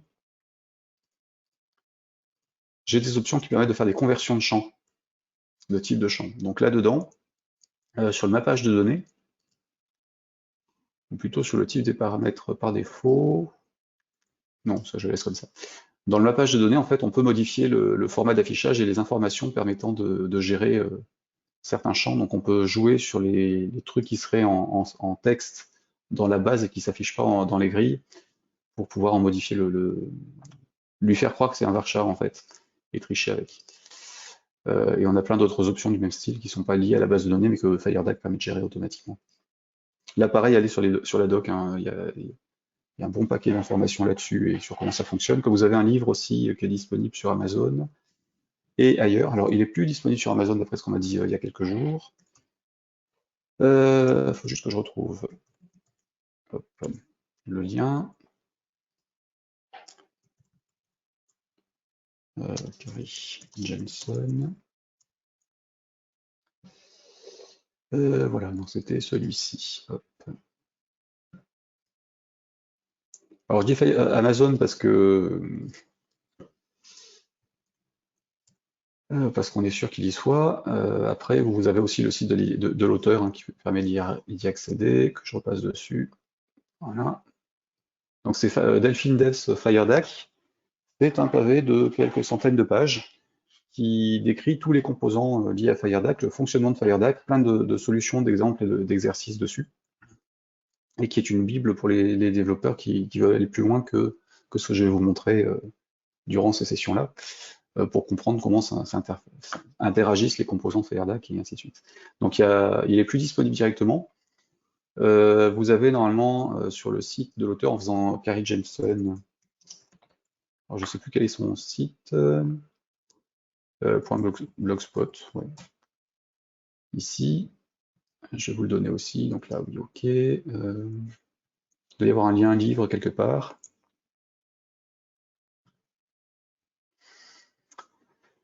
Le truc qui m'agace sur les blogs comme ça, c'est qu'on n'a jamais le lien pour remonter au départ, si ce n'est à changer l'adresse. Donc allons-y, à la main. Tac.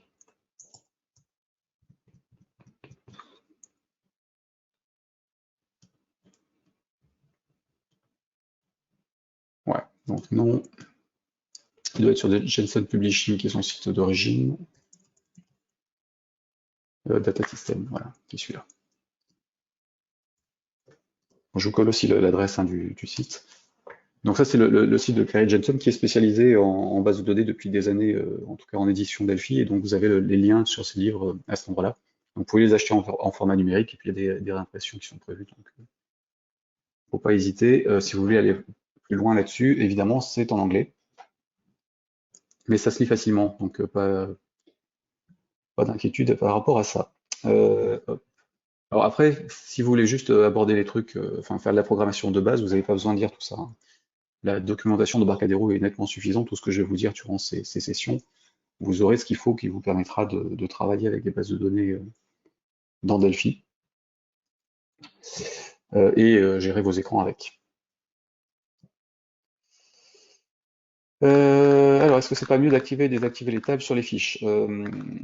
Idéalement, quand on partage des données entre plusieurs écrans, il vaut mieux que les données soient gérées de façon centralisée.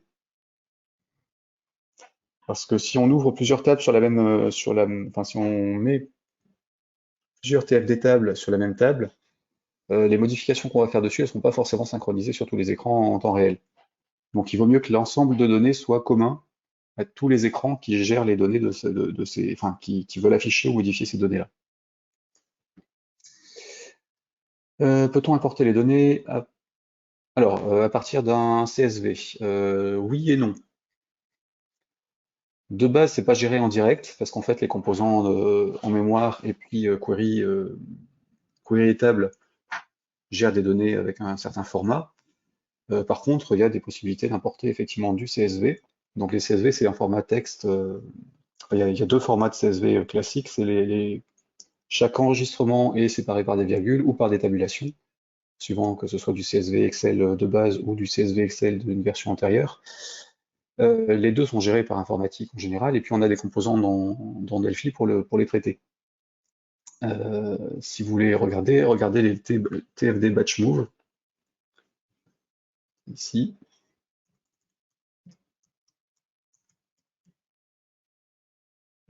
Si je saisissais au bon endroit, ce serait mieux. Alors évidemment, j'ai changé le nom de la connexion. Ici, c'est pas ce que je voulais faire. Voilà. Donc ici, TFD Batch Move. Sur le principe, vous avez un composant intermédiaire et puis un truc qui dit d'où il lit et puis un truc qui dit d'où il écrit, enfin vers où il écrit. Et donc sur les readers, vous avez la possibilité de gérer des formats variés. Sur les writers, ça restera un composant base de données en mémoire ou une base physique.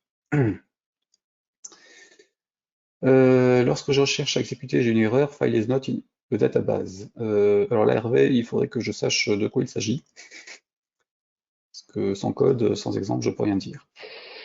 Pour avoir un meilleur affichage, on peut diminuer la résolution de l'affichage sous Windows.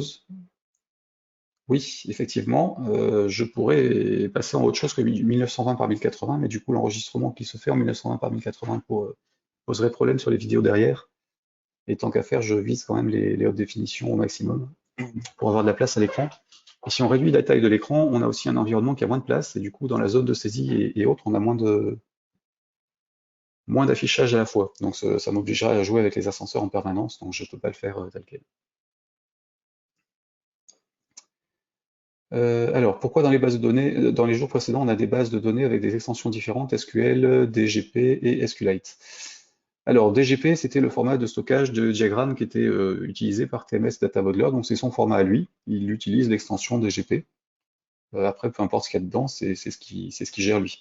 Après, le point SQL, c'est moi qui par habitude de mettre les sources, enfin la version en texte des bases de données en point SQL, et les bases de données physiques, je les stocke en point DB ou en point SQLite suivant les cas. Donc là, après, l'extension, on s'en fout à la limite, hein, tant que le logiciel qui gère le fichier, c'est ce qu'il y a dedans. Et que, en l'occurrence, quand c'est nous qui faisons les fichiers, nous savons quelle extension correspond à ce qu'on veut stocker dedans. Tant qu'on n'utilise pas des extensions qui sont courantes dans Windows et qui poseront pas de problème quand quelqu'un va cliquer dessus, par exemple .reg qui est à éviter puisque c'est la base de registre, si on met n'importe quoi, il y a des chances qu'on puisse avoir des soucis.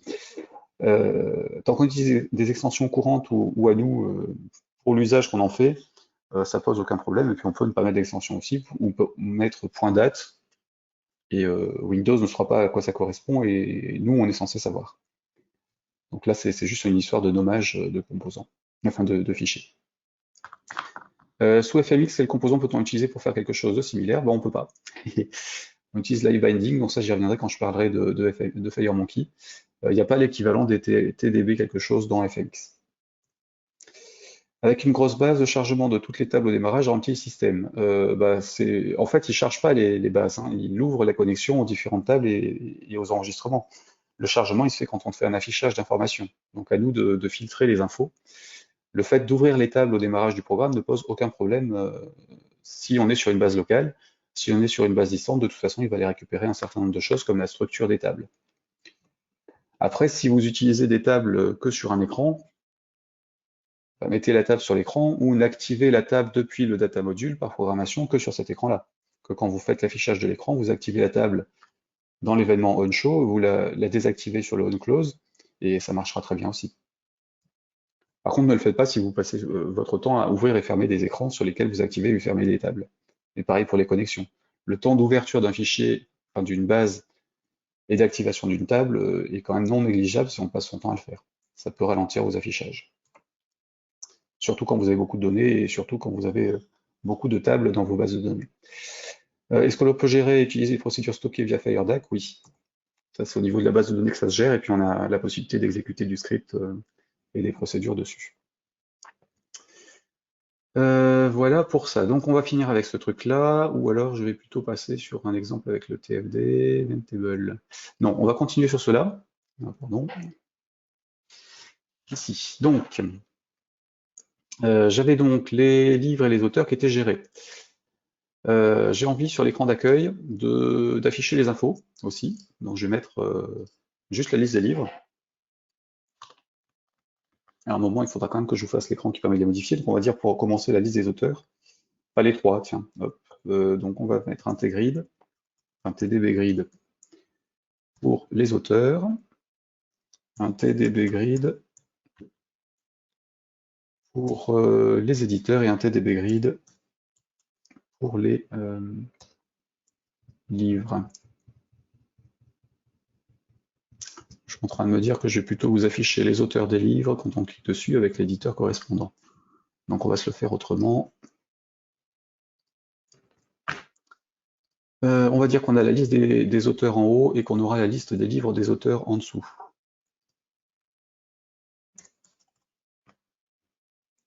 Voilà. Ici, donc les auteurs, je vais les rattacher comme pour l'autre avec un data source. Donc T data source. Ce data source, ce sera liste auteur. Par habitude, je l'écris ds avec quelque chose. Son dataset, donc ce sera quelque chose, mais il faut que je rajoute l'unité dedans, Alt F11, pas Alt F12 comme je viens de le faire.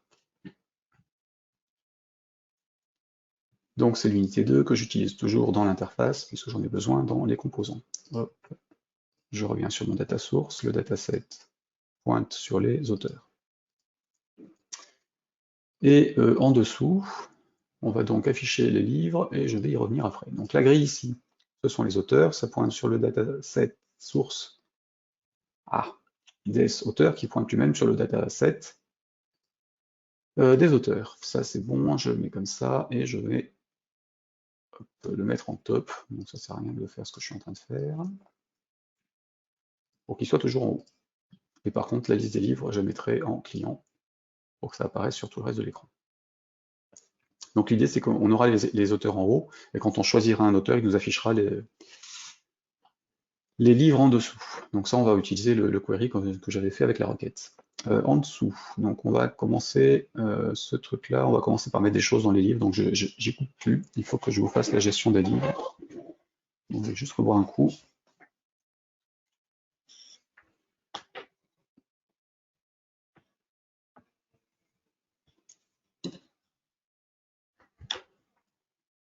Et voilà.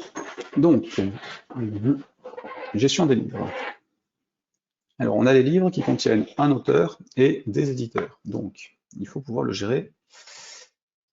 Pardon, un éditeur et plusieurs auteurs. Donc là, je vais rajouter une grille qui va nous représenter les livres.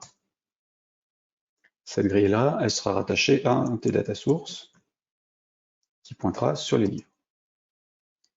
Donc pareil, Alt F11, l'unité 2 n'était pas encore utilisée, je la rajoute. Mes livres, je les mets en haut de l'écran. Top. Je le rattache au data source. Il n'y en a qu'un, je peux double-cliquer. Et le data source, je le rattache au livre. Ensuite, le data source, je vais le rebaptiser parce qu'il doit y en avoir plusieurs. ds livre, voilà. Et la grille, ça va être pareil. Name, elle est où? Ici. Une grille de livres, comme ça. Juste pour info, vous avez quand même une colonne option, enfin des propriétés options pour prédéfinir les informations qui apparaissent ou pas sur les colonnes des grilles. Donc vous pouvez empêcher qu'on puisse les retailler et ainsi de suite. Jouer sur différents paramètres de base. Donc là, si j'exécute,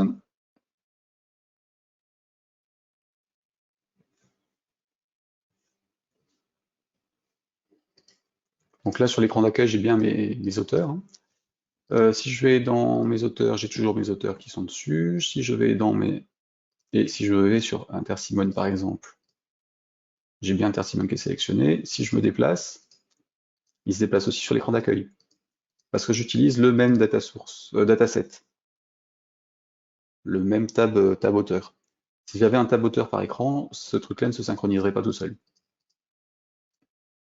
Il y a une notion de curseur qui se déplace dans la liste des enregistrements. Donc les auteurs, c'est bon, les éditeurs, j'en ai, et donc les livres, pour l'instant, j'ai rien. Donc il faut que je remplisse un GenCode, un titre, un commentaire qui est toujours du texte, donc il me faudra un mémo, la couverture, un ID, et puis l'ID de l'éditeur. Sauf que l'ID de l'éditeur, j'ai quand même pas à aller le mettre à la main. Ce serait quand même mieux de pouvoir sélectionner directement l'ID dans la liste des éditeurs. Donc pour ça, on va utiliser un composant qui le fait. Donc je vais me rajouter un panel en dessous. Voilà, qui va se mettre en bas. Donc lui, je l'ai mis en bas de l'écran et effacer son texte. Bottom, ici. Et puis finalement, la grille, elle prendra tout le reste de l'écran parce qu'elle, elle peut s'adapter alors que les autres composants n'ont pas besoin ici. Hop.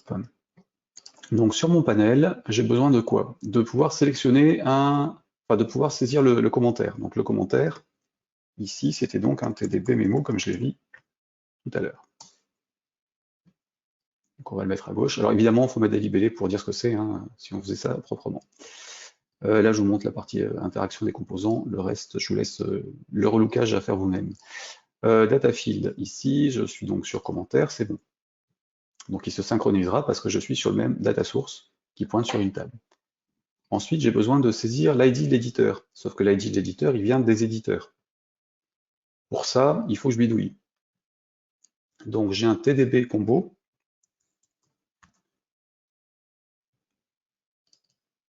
qui est en fait un composant qui est rattaché à une liste.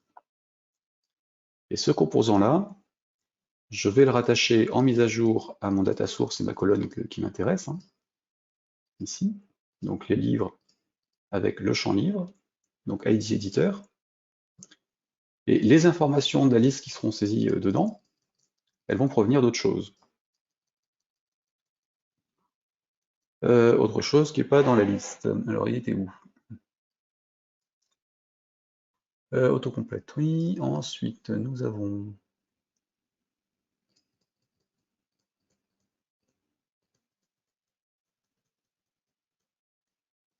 autant pour moi, je ne suis pas sur le bon composant pour ça. Combo, c'était une liste en dur. TDB. Je reviendrai sur les combos et les autres composants hein, plus tard.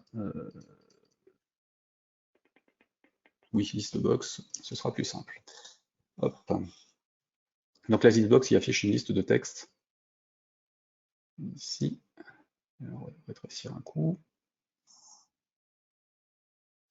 Bon, peu importe. Voilà. Donc ma listbox, pareil, donc il y a un data source, qui est les livres. Le data field, c'est le champ ID de l'éditeur qui m'intéresse. Et dans les informations qui apparaissent, c'est toujours pas ça. Le gag. Hop, TDB, je les repère à la main sinon. Alors grid, non, navigateur, non, texte, non, image, listbox, combo box, checkbox, radio, lookup. Ça doit être le lookup combo en fait. Ouais, on va essayer celui-là. Je dois dire, je ne sais plus, je n'avais pas vérifié avant de lancer. Donc, lookup combo. L'idée, c'est d'avoir une liste en fait et de sélectionner le champ dans la liste. Donc, on reste sur le champ qu'on veut modifier quoi qu'il arrive. C'est toujours ID. Est-ce qu'on a un source? Oui, liste source. Donc, ce qu'on sélectionnera là-dessus, ça modifie la colonne ID éditeur. Par contre, on a une liste d'informations qui va venir d'une source de données. Donc là, je vais rajouter un deuxième data source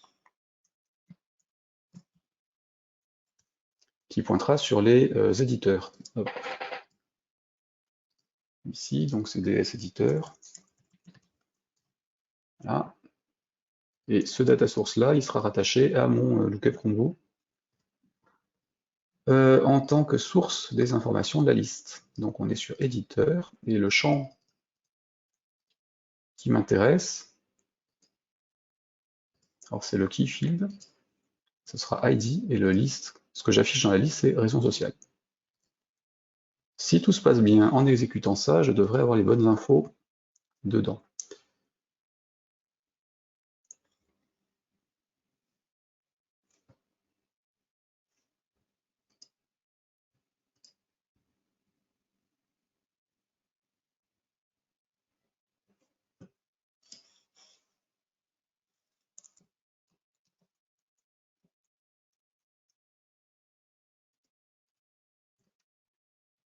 Et merci à Roland qui effectivement avait mis que c'était celui-là que j'avais pas en tête. Donc si je vais sur mes livres, j'ai bien la liste des choses ici, enfin, des éditeurs, et si je vais sur éditeur, j'en choisis un, il met bien son identifiant. Donc ça va éviter de saisir les identifiants à la main, ce qui est complètement débile quand on fait une interface utilisateur propre. Évidemment, tous les numéros doivent être gérés en automatique par le programme. À aucun moment, l'utilisateur ne doit avoir de numéro à taper quoi qu'il arrive. Sinon, ce sont des sources d'anomalies. Et justement, le fait de gérer des relations au niveau des bases permet d'éviter que si on efface un éditeur, par exemple, euh, ça fonctionne s'il était utilisé sur autre chose. Moi, je préfère le gérer à la main, donc chacun fait comme il veut. Donc là, j'ai bien mes éditeurs qui seront bons, le commentaire il sera renseigné, donc ce sera bon pour ça, sauf qu'il restera les auteurs à sélectionner pour le livre. Donc là, je ferme. Ouais. Et donc les auteurs, on va faire une liste et on va cocher les différents auteurs pour les rattacher. Donc ça, on sera obligé de le faire par programmation. J'y reviendrai après, du coup. Ou pas. Ouais, si. Hop, check. Check, liste. Normalement.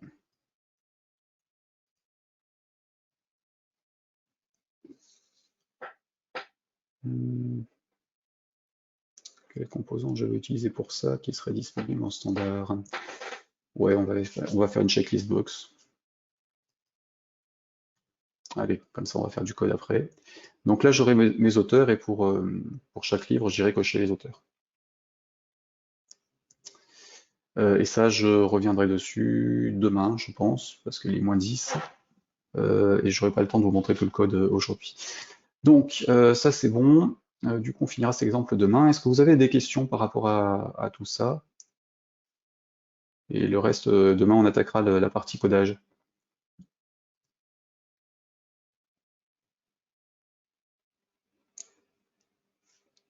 Pas d'autres questions? Non? Bon, du coup, ça je l'enregistre. Je vais juste vous montrer un petit truc. Ici, donc j'avais les auteurs, les éditeurs. Non, pareil pour les FDM Table, je verrai ça demain pour les exemples. Donc, en gros, ce qu'on peut faire, c'est tout simplement vous rendre la main. Alors, normalement, ce que je vous avais demandé de faire vendredi, hop, c'était de préparer les écrans pour faire votre gestionnaire de contact et votre gestionnaire de liste de courses. Normalement, vous devez donc avoir des écrans prêts pour le faire. Alors évidemment, les composants que vous avez dedans, il faudra les remplacer par des TDB quelque chose.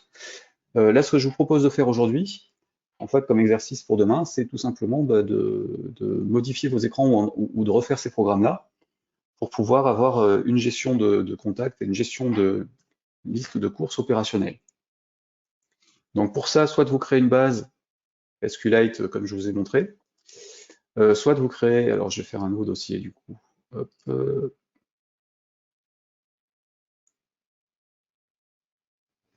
ici, nouvelle application.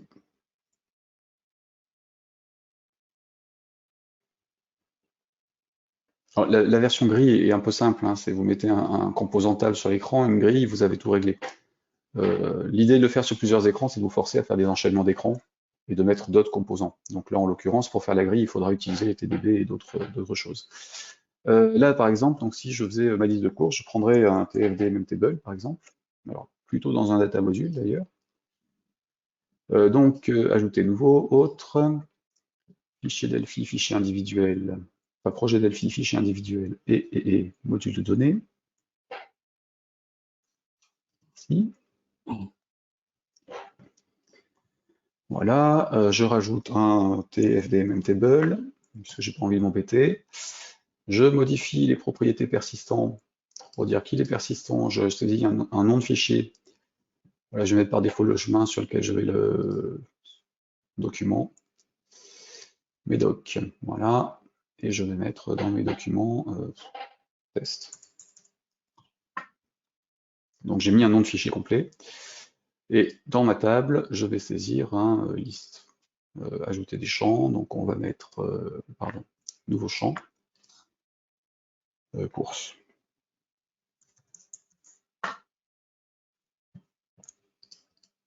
Donc forcément un type. Là par contre je vais mettre string pour que ce soit un champ simple. Voilà. Et évidemment, si je vais dans unité 1, que j'utilise mon unité 2, dans l'interface toujours, je rajoute un tDataSource et un tDBGrid.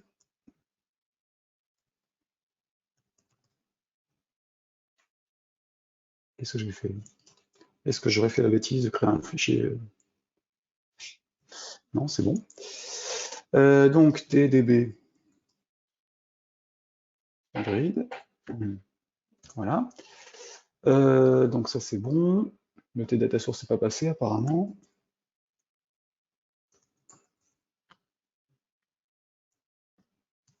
Voilà.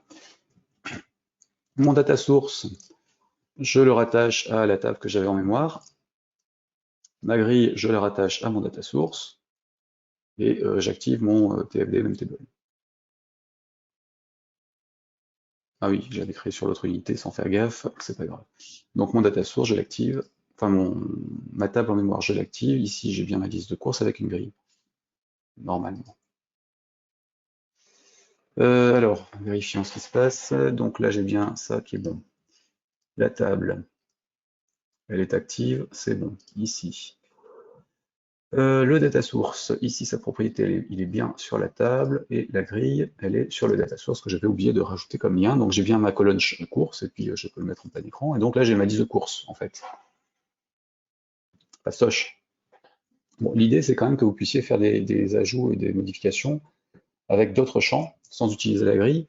Donc vous pouvez utiliser la grille pour afficher la liste. Par contre, faites les modifications dans d'autres écrans, donc à rajouter un bouton ajouter, modifier, supprimer, comme je vous l'avais demandé, puis passer sur les autres écrans pour mettre les différents composants qui vous permettent de changer vos éléments. Et là, normalement, si j'enregistre que je lance le programme, parce que sur le TFD MemTable, j'ai modifié la persistance, ici, dans ressources options, par défaut, il va me créer le fichier, puis il va tout stocker dedans.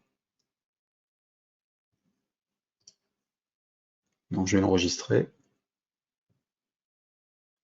Comp 8, 4 exemples.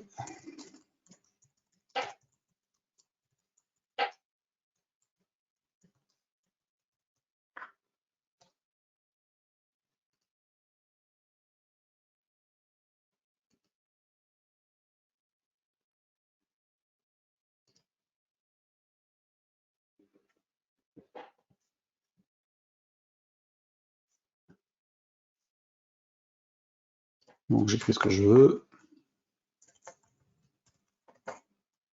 Normalement, si je relance le programme après, je dois les retrouver parce que j'ai mis la persistance. Alors là, normalement, dans mes documents, je devrais avoir un fichier qui s'est créé. Donc doc, il s'appelle test. Non, c'est pas test. Si, ça doit être test. Par défaut, il se met en XML. Oui, c'est celui-là. Donc là, il a bien créé mon fichier de base de données. Hein. Et si je rouvre mon programme, bah, il va me rouvrir la liste et l'afficher tel que j'avais stocké. Donc là, pas de connexion, pas de base de données, rien. Enfin, il se débrouille. En pratique, il utilise SQLite en interne, mais vous n'allez pas le savoir en fait. Donc, faites un truc comme ça pour vos listes de courses et vos contacts. Par contre, utilisez plusieurs écrans pour les champs de saisie plutôt que d'utiliser la grille pour la saisie. Voilà, c'est tout ce que je vous demande.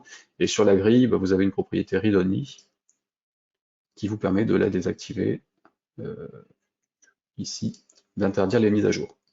Donc jouez le jeu, essayez de faire vos deux programmes. Donc gestion de contact avec nom, prénom, numéro de téléphone par exemple, éventuellement l'adresse. Et donc sur 4 écrans, l'écran de départ pour sélectionner, pour lister les contacts, et puis les 3 autres pour l'ajout, la modification et la suppression. Et puis pareil pour une liste de courses. Et une fois que vous aurez les fichiers en question, on pourra sur la partie multiplateforme les transférer sur les téléphones et puis les utiliser en synchronisant le téléphone avec l'application Vaisselle que vous aurez fait ici. Voilà, ce sera tout pour aujourd'hui. Est-ce qu'il vous reste quelques questions? Donc le drop-down listbox peuvent-elles être mises directement dans la grille? Alors pas dans les grilles standards. enfin pas dans le TDB Grid ou T-Grid de Delphi. Il y a d'autres composants gris qui existent sur le marché qui permettent de le faire en gratuit ou en payant. Vous avez aussi ici, si vous cherchez Grid, vous avez aussi un composant. Alors c'est que je le retrouve. Il était où? TDB. Donc c'est TDB Control Grid ou Control TDB Control Grid ou l'autre. L'autre, voilà, bah, le T, CR machin truc, non. Grid panel. Bon, peu importe. En tout cas, c'est utiliser TDB Grid pour avoir la grille classique et TDB Control Grid pour avoir une zone dans laquelle vous posez vos composants si vous voulez. Et pareil, bah, si vous cherchez Grid en fait dans la palette, vous avez tous les composants qui sont disponibles. N'hésitez pas à faire un coup de F1 dessus pour accéder à l'aide et voir à quoi ça ressemble, à quoi ils correspondent. Et puis éventuellement, vous pouvez aussi aller voir dans les exemples qui sont fournis. En ouvrant les fichiers exemples, vous avez des projets sur la partie base de données. Donc là, dans Object Pascal, VCL.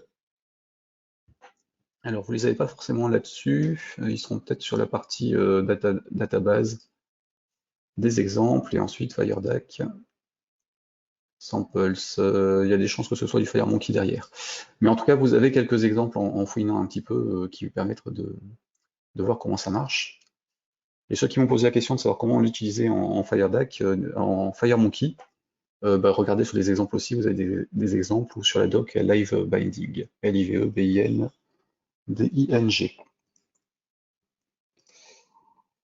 Dans les sources de données, il peut y avoir des fichiers Excel via lien ODBC. En fait, c'est le driver, donc la connexion qui permet de gérer le type de données que vous traitez. Je vais revenir sur ma base. Là, j'en ai pas, donc j'enregistre le projet. Alors, si je fais un TFD connexion, dans les drivers, j'en ai toute une liste ici. Il y a aussi ODBC, donc ça permet de gérer le format ODBC qui est traité ensuite, déclaré dans les options de configuration de Windows. Et je peux aussi gérer un alias, mais les alias ne fonctionnent que quand Delphi est installé avec la configuration dedans.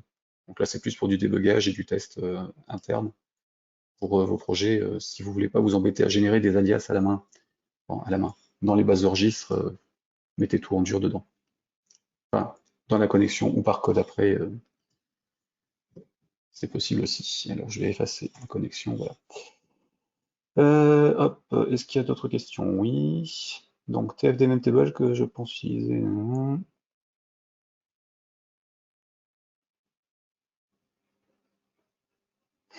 Alors, Delphi ne gère pas les formats Excel par défaut. Si vous voulez utiliser les batch move et d'autres composants pour gérer des formats Excel, Word ou d'autres, vous avez des composants sur le marché hein, pour le faire, notamment chez CData, vous avez des drivers Excel chez ProFireDAC. Donc vous pouvez accéder à une feuille de calcul Excel et à enfin un classeur Excel avec toutes ces feuilles de calcul depuis des requêtes SQL depuis FireDAC avec les composants CData. Que vous pouvez télécharger en évaluation aussi hein, sur leur site. N'hésitez pas à aller faire un tour sur cdata.com. Donc, oui, je disais. Et sinon, dans Delphi lui-même, il y a des composants pour accéder à Office, mais installés sur la machine et ça passe par l'OLE. Par défaut, ils sont désactivés. Vous les activerez depuis Outils, Gestionnaire pardon, sur Composants, Installer des paquets. Quelque part dans la liste se trouve Office ici, donc Microsoft Office 2000 ou Microsoft Office XP, qui va vous rajouter un certain nombre de composants qui vont s'interfacer avec les API de l'OLE de Microsoft. Et donc là, bah, vous avez accès à Excel, Word et autres, comme vous le feriez en Visual Basic depuis l'un de ces logiciels avec les scripts intégrés. Et là, vous le faites en Pascal depuis Delphi, mais par contre, ça oblige à avoir Office installé sur votre poste. Et donc sur le poste des utilisateurs derrière, suivant ce que vous faites. Voilà.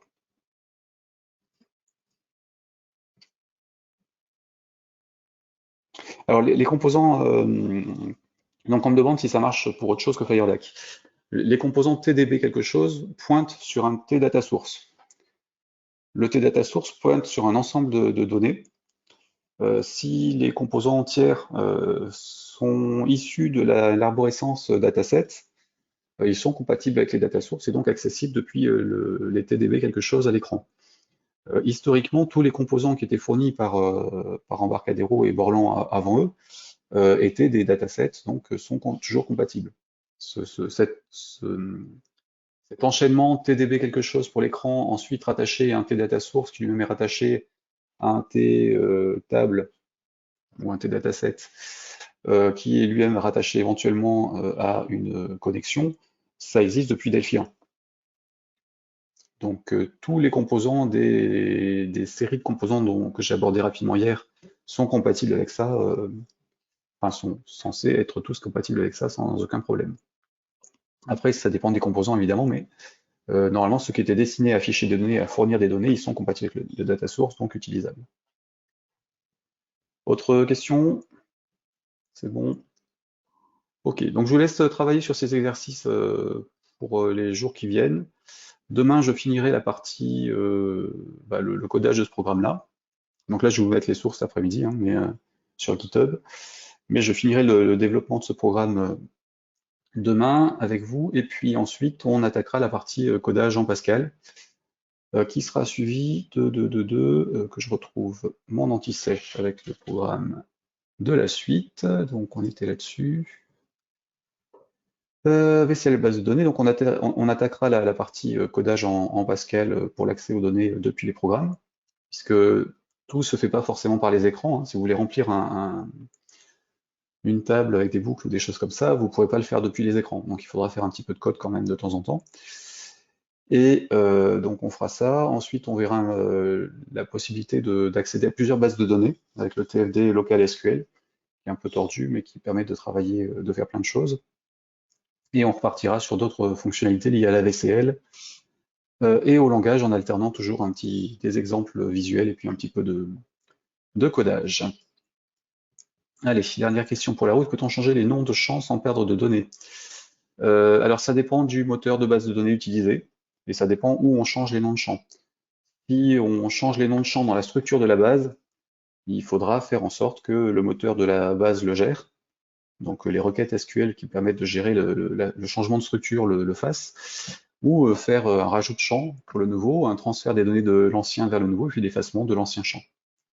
Et par contre, quand on veut le faire dans Delphi, on change ce qu'on veut dans les composants sans aucun problème, tant qu'on ne modifie pas la structure de la base.